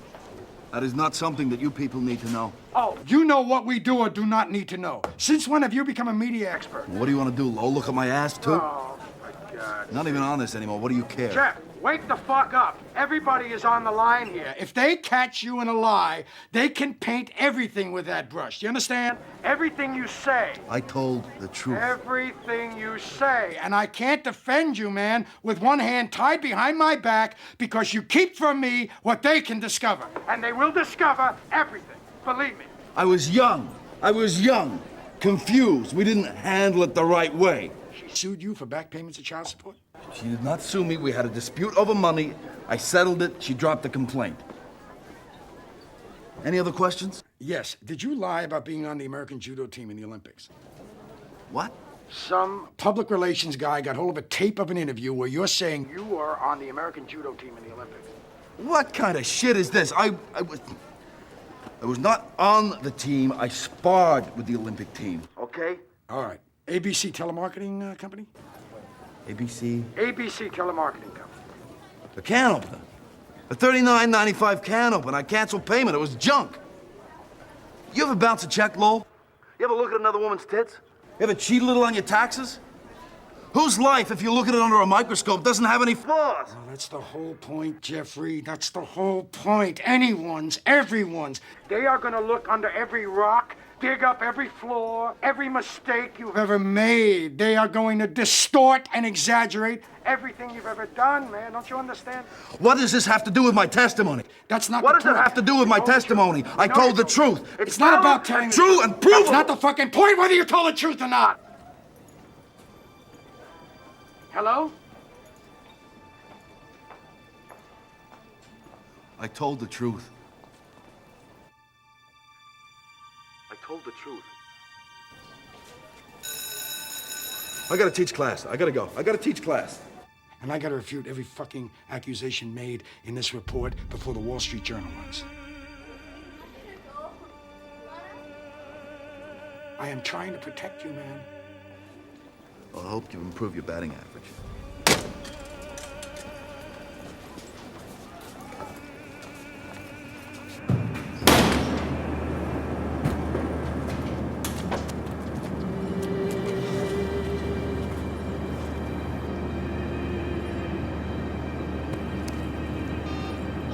I have the cutting the interest rate, and I have that great feature on the wine industry in Chile we've been working on.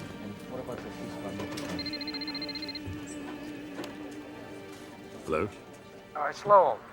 Are you guys planning to do a piece on a former top executive in Big Tobacco? You caught me in a news meeting. Are you not, Charlie? You bet we are, and I can't talk to you now. No, we gotta hook up. Sure, where? PJ's. I'll be there.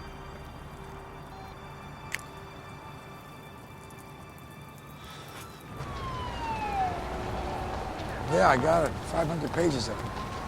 They looked in every corner of this guy's life, from a spousal abuse charge to shoplifting to a traffic ticket he got once for running a red light. It's Terry Lensner's outfit, IGI. Jack, listen to me. Their strategy: discredit this guy, ruin his reputation at Wall Street Journal, and then nobody will ever listen to what he's got to say about tobacco. Right? He's dead, unless I can get this thing knocked down. Make it even a little more attractive. I don't know if you're ever gonna get paid. Is there any truth to any of it? That's a good question. Is there any truth in it? I doubt it. What's the deadline? Soon.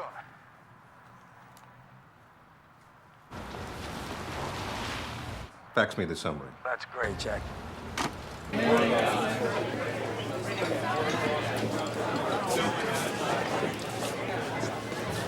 Hey. Hey. How are you? Jim. Hey, listen, I hear you guys are sitting on something sensational over there. Really? Hi, John. Oh, hi, baby. Catch you later. Okay, take care. See you next week. When's your deadline? Monday. Push it. What? Forget it. It's a smear campaign, Charlie. It's drawn from a selectively circulated. Oh, it's real selective. About as hard to get hold of as the Manhattan phone book. Well, it's authoritative and was overwhelmingly documented. And it's bullshit. And if I'm right, are you going to put the Journal's reputation behind a story that's going to blow up in your face? I'll take a look at what you got, but I'm not moving any deadlines because you say so.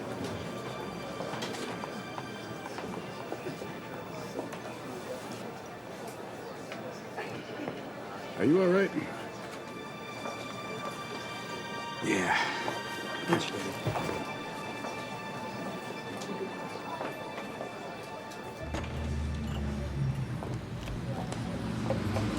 Officer Moravchik?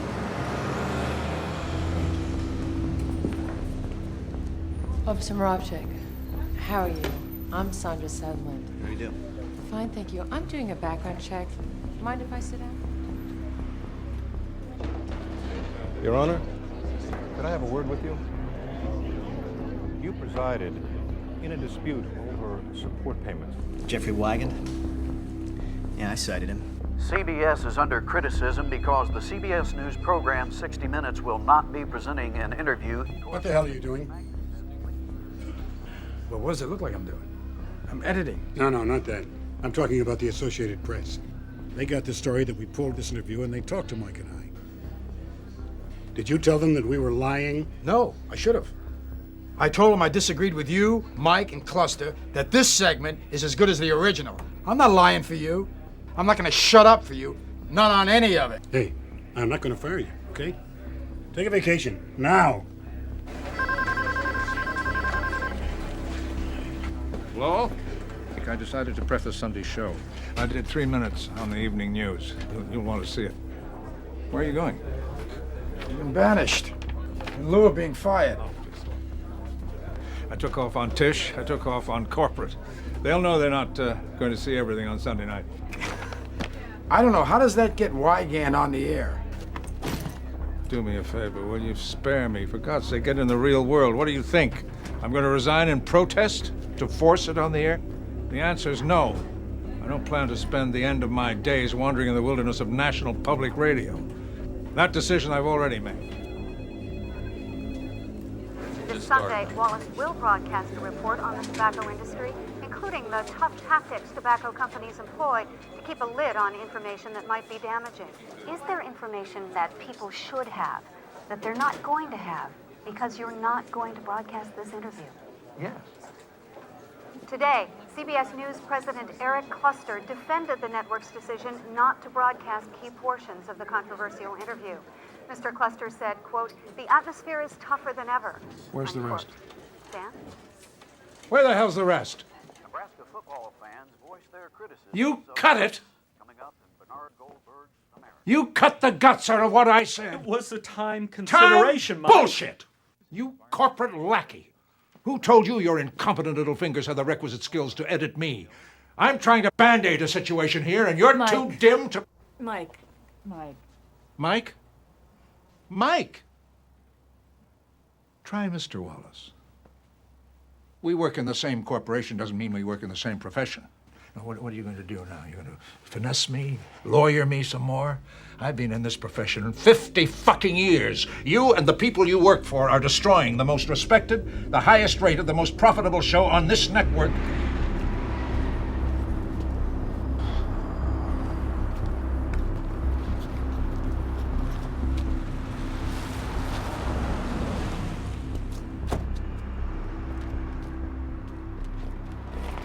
Here.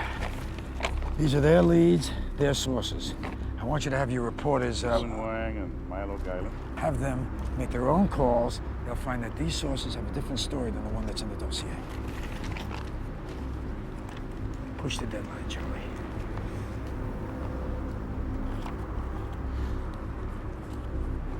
I'll push it for a week. Let Milo and Sue go through it.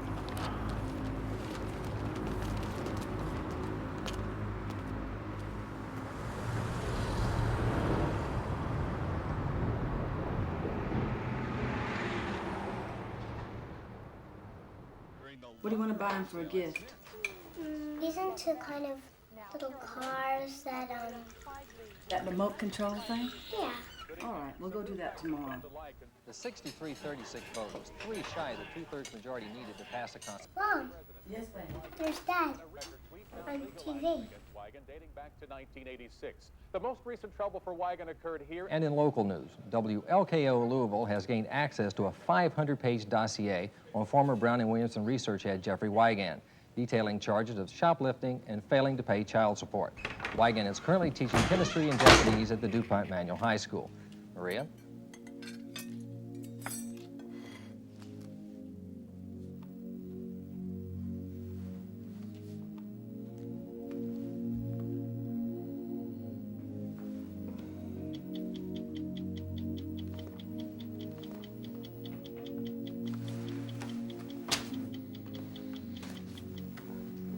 Thousands of documents from inside the tobacco industry have surfaced over the past year.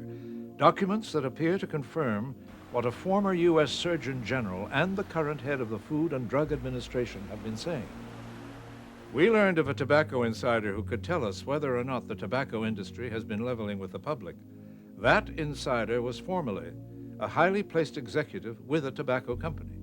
But we cannot broadcast what critical information about tobacco, addiction, and public health he might be able to offer. Why?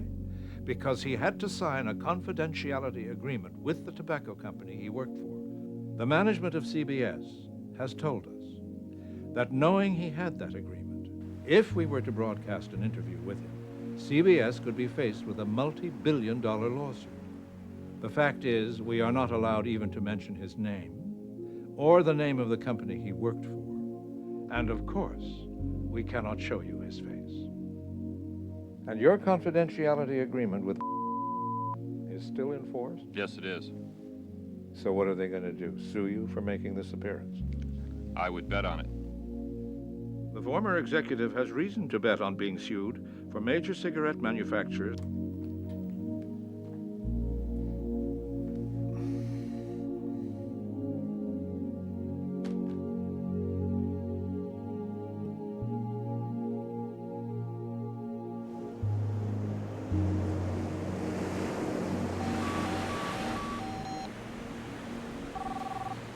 Yeah, You disappeared on me. How long you staying? I disappeared on you. All right, what did you think? I think it was a disgrace.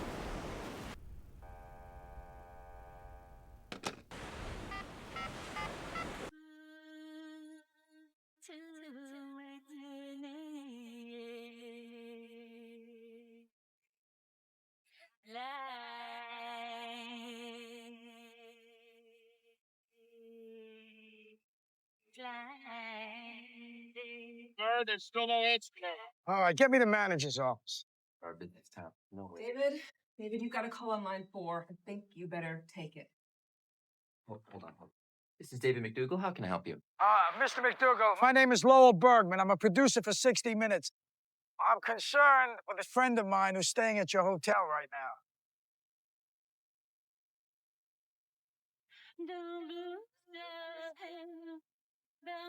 Mr. Wigand? Mr. Wigand?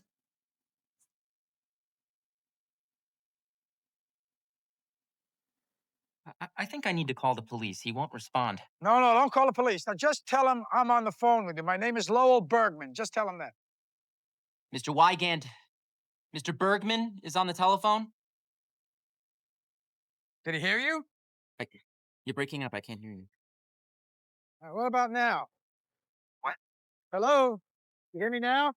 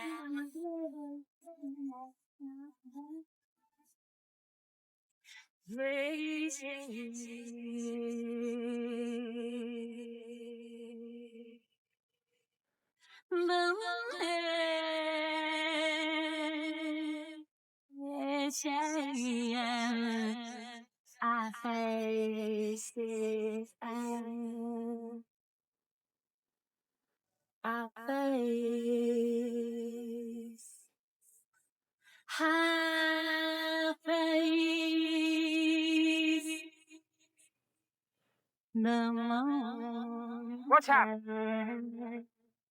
He doesn't seem to be listening. All right. Now listen to me. I want you to tell him in these words. Get on the fucking phone. I can't say that. No, you can't. Tell him to get on the fucking phone. He told me to tell you to get on the fucking phone.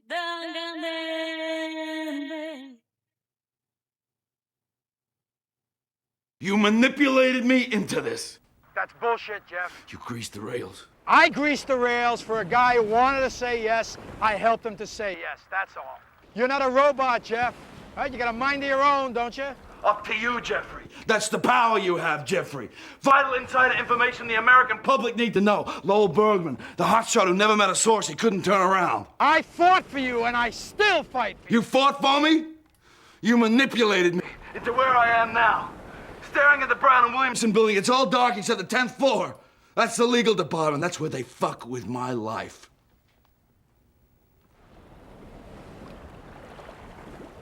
Jeffrey, where you going with this? So, where you going?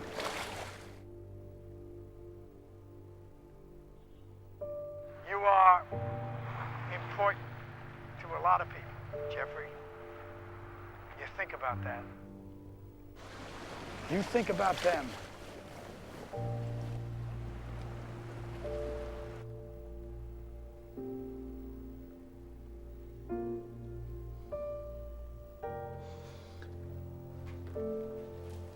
I'm running out of heroes, man. Guys like you are in short supply.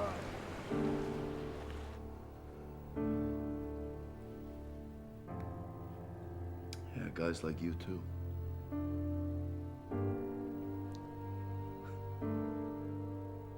Where are you anyway? I'm on a leave of absence. Forced vacation. We could try and have a good time. Yeah. Yeah, I will.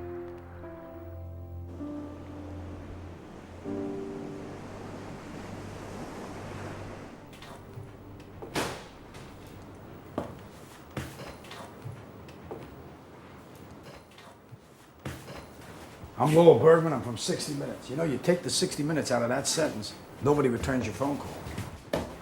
Maybe Wigand's right. Maybe I'm hooked. What am I hooked on? The Russian? 60 Minutes? What the hell for? Infotainment. It's so fucking useless. Oh. So it's a big country with a free press. You can go work somewhere else. Free press? Press is free. Anyone who owns one. Larry Tish has a free press. Get some perspective, Lowell. I got perspective. No, you do not.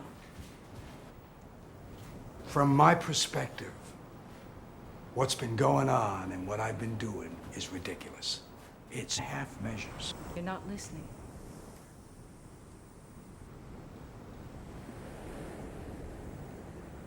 Really know what you're going to do before you do it.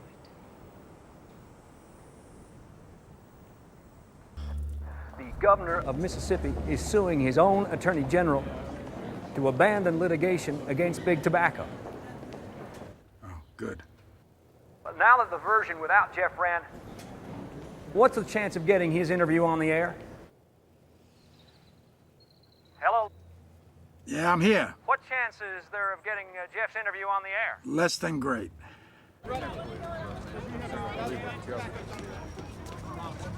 I'd be lying to you if I did not tell you how important it was in the court of public opinion. And I'd be lying to you if I didn't tell you I'm about out of moves, Dick. All right, see ya.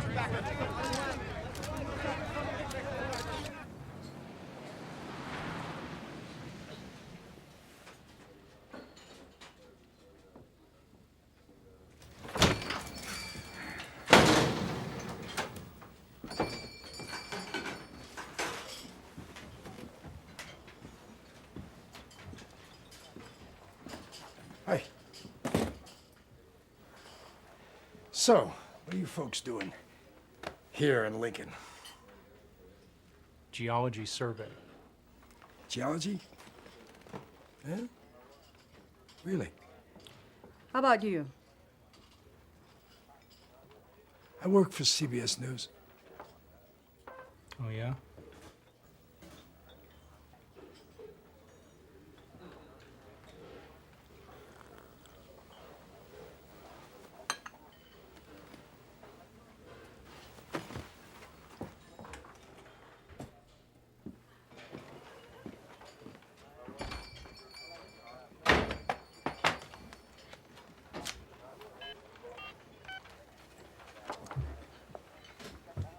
Just ran into two of your geologists.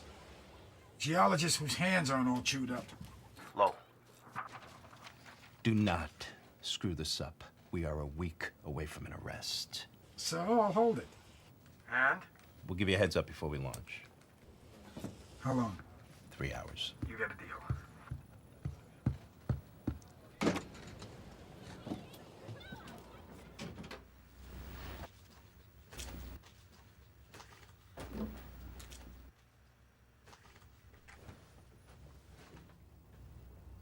Like the testimony before Congress of Dr. Wigand's former boss, Brown and Williamson's chief executive officer, Thomas Sanford. I believe that nicotine is not addictive. Me questions, I tell you if you're wrong. Lowell, you sure you want to do this? Why? Hey, it doesn't work. You burn your bridges, man. You ready? Okay. About this whistleblower. Did Mike and Don go along with the corporate decision? Lowell? Did I tell you you were wrong? No. I'm assuming the cave-in begins with the threat of litigation from big tobacco. Are we talking Brown and Wood?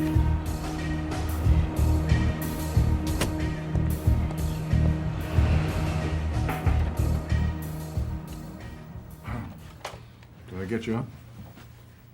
No, I usually sit around my hotel room dressed like this at 5:30 in the morning. Sleepy look on my face. How many shows have we done? Huh? Come on. How many? Oh, lots. That's right. But in all that time, Mike, did you ever get off a plane, walk into a room, and find that a source for a story changed his mind? Lost his heart? Walked out on us? Not one fucking time. You wanna know why? I see a rhetorical question on the horizon. I'm gonna tell you why. Because when I tell someone I'm gonna do something, I deliver. Oh, how fortunate I am to have Lowell Bergman's moral tutelage to point me down the shining path, to show me the way. Mike. Give me a break. No, you give me a break. I never left a source hung out to dry, ever. Abandoned. Not till right fucking now. When I came on this job, I came with my word intact. I'm gonna leave with my word intact. Fuck the rules of the game. Hell, you're supposed to know me, Mike. What the hell did you expect? You expect me to lie down? Back off? What, get over it? In the real world, when you get to where I am, there are other considerations. Like what? Corporate responsibility? Are we talking celebrity here? I'm not talking celebrity, vanity, CBS. I'm talking about when you're near the end of your life and the beginning. And what do you think about then? The future? In the future, I'm going to do this, become that? What future? No. What you think is, how will I be regarded in the end, after I'm gone? Oh, along the way, I suppose I made some minor impact. I did Iran Gate and the Ayatollah, Malcolm X, Martin Luther King, Saddam, Sadat, etc., etc. I showed them thieves in suits. I spent a lifetime building all that. But history only remembers most what you did last. And should that be fronting a segment that allowed a tobacco giant to crash this network,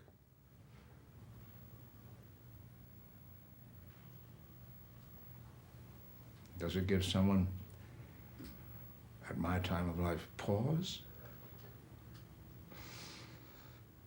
Yeah.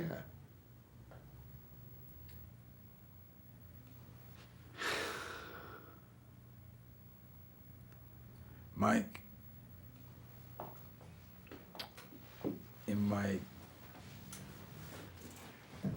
You and I have been doing this together for 14 years. This is today's New York Times. In it is the whole sordid story of what went on inside our shop. And in the editorial, it accuses us of betraying the legacy of Edward R. Murrow.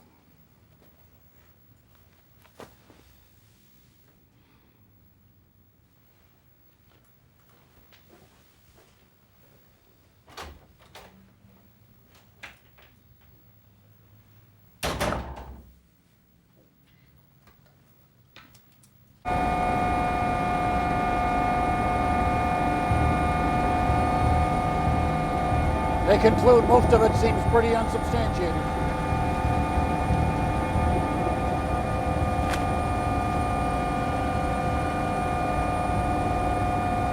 Good full of shit, Jim.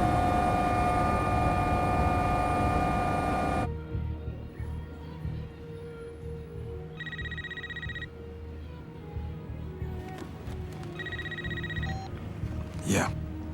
Front page, there's a picture of Wigand. Article's entitled Getting Personal, byline to Suen Huang and Milo Gailin. Wait, hold on a second, Lowell. Yeah.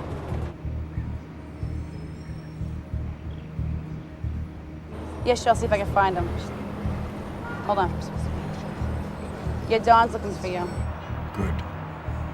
The subheading is Brown and Williamson has a 500-page dossier attacking chief critic. It quotes Richard Scruggs calling it the worst kind of an organized smear campaign against a whistleblower. A close look at the file and independent research by this newspaper into its key claim indicates that many of the serious allegations against Mr. Wigand are backed by scant News division has been vilified in the New York Times, in print, on television, for caving to corporate The interests. New York Times ran a blow-by-blow of what we talked about behind closed doors. You fucked us. No, you fucked you. Don't invert stuff. Big Tobacco tried to smear Wigand. You bought it. The Wall Street Journal, here, not exactly a bastion of anti-capitalist sentiment, refutes Big Tobacco's smear campaign as the lowest form of character assassination. And now, even now, when every word of what Wigand has said on our show is printed, the entire deposition of his testimony in a court of law in the state of Mississippi, the cat totally out of the bag, you're still standing here debating. Don, what the hell else do you need? Mike, you tell him. You fucked up, Don.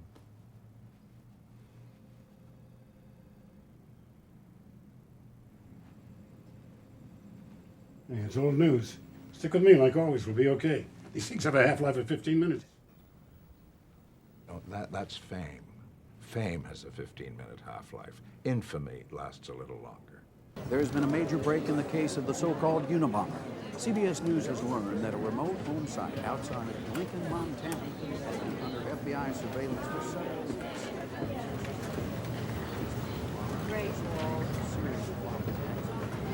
Three people and 23 others occurred earlier this month. Thanks for this. You know, we beat everybody. ABC, NBC, CNN.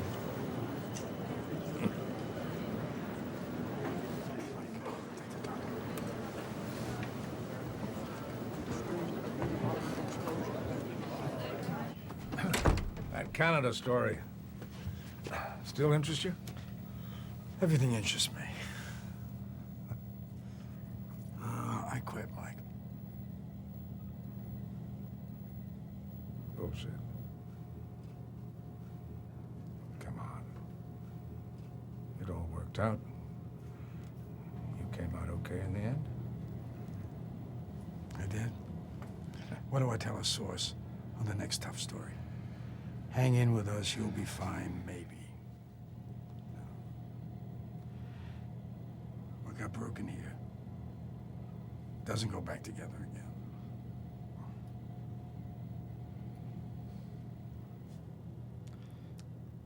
So,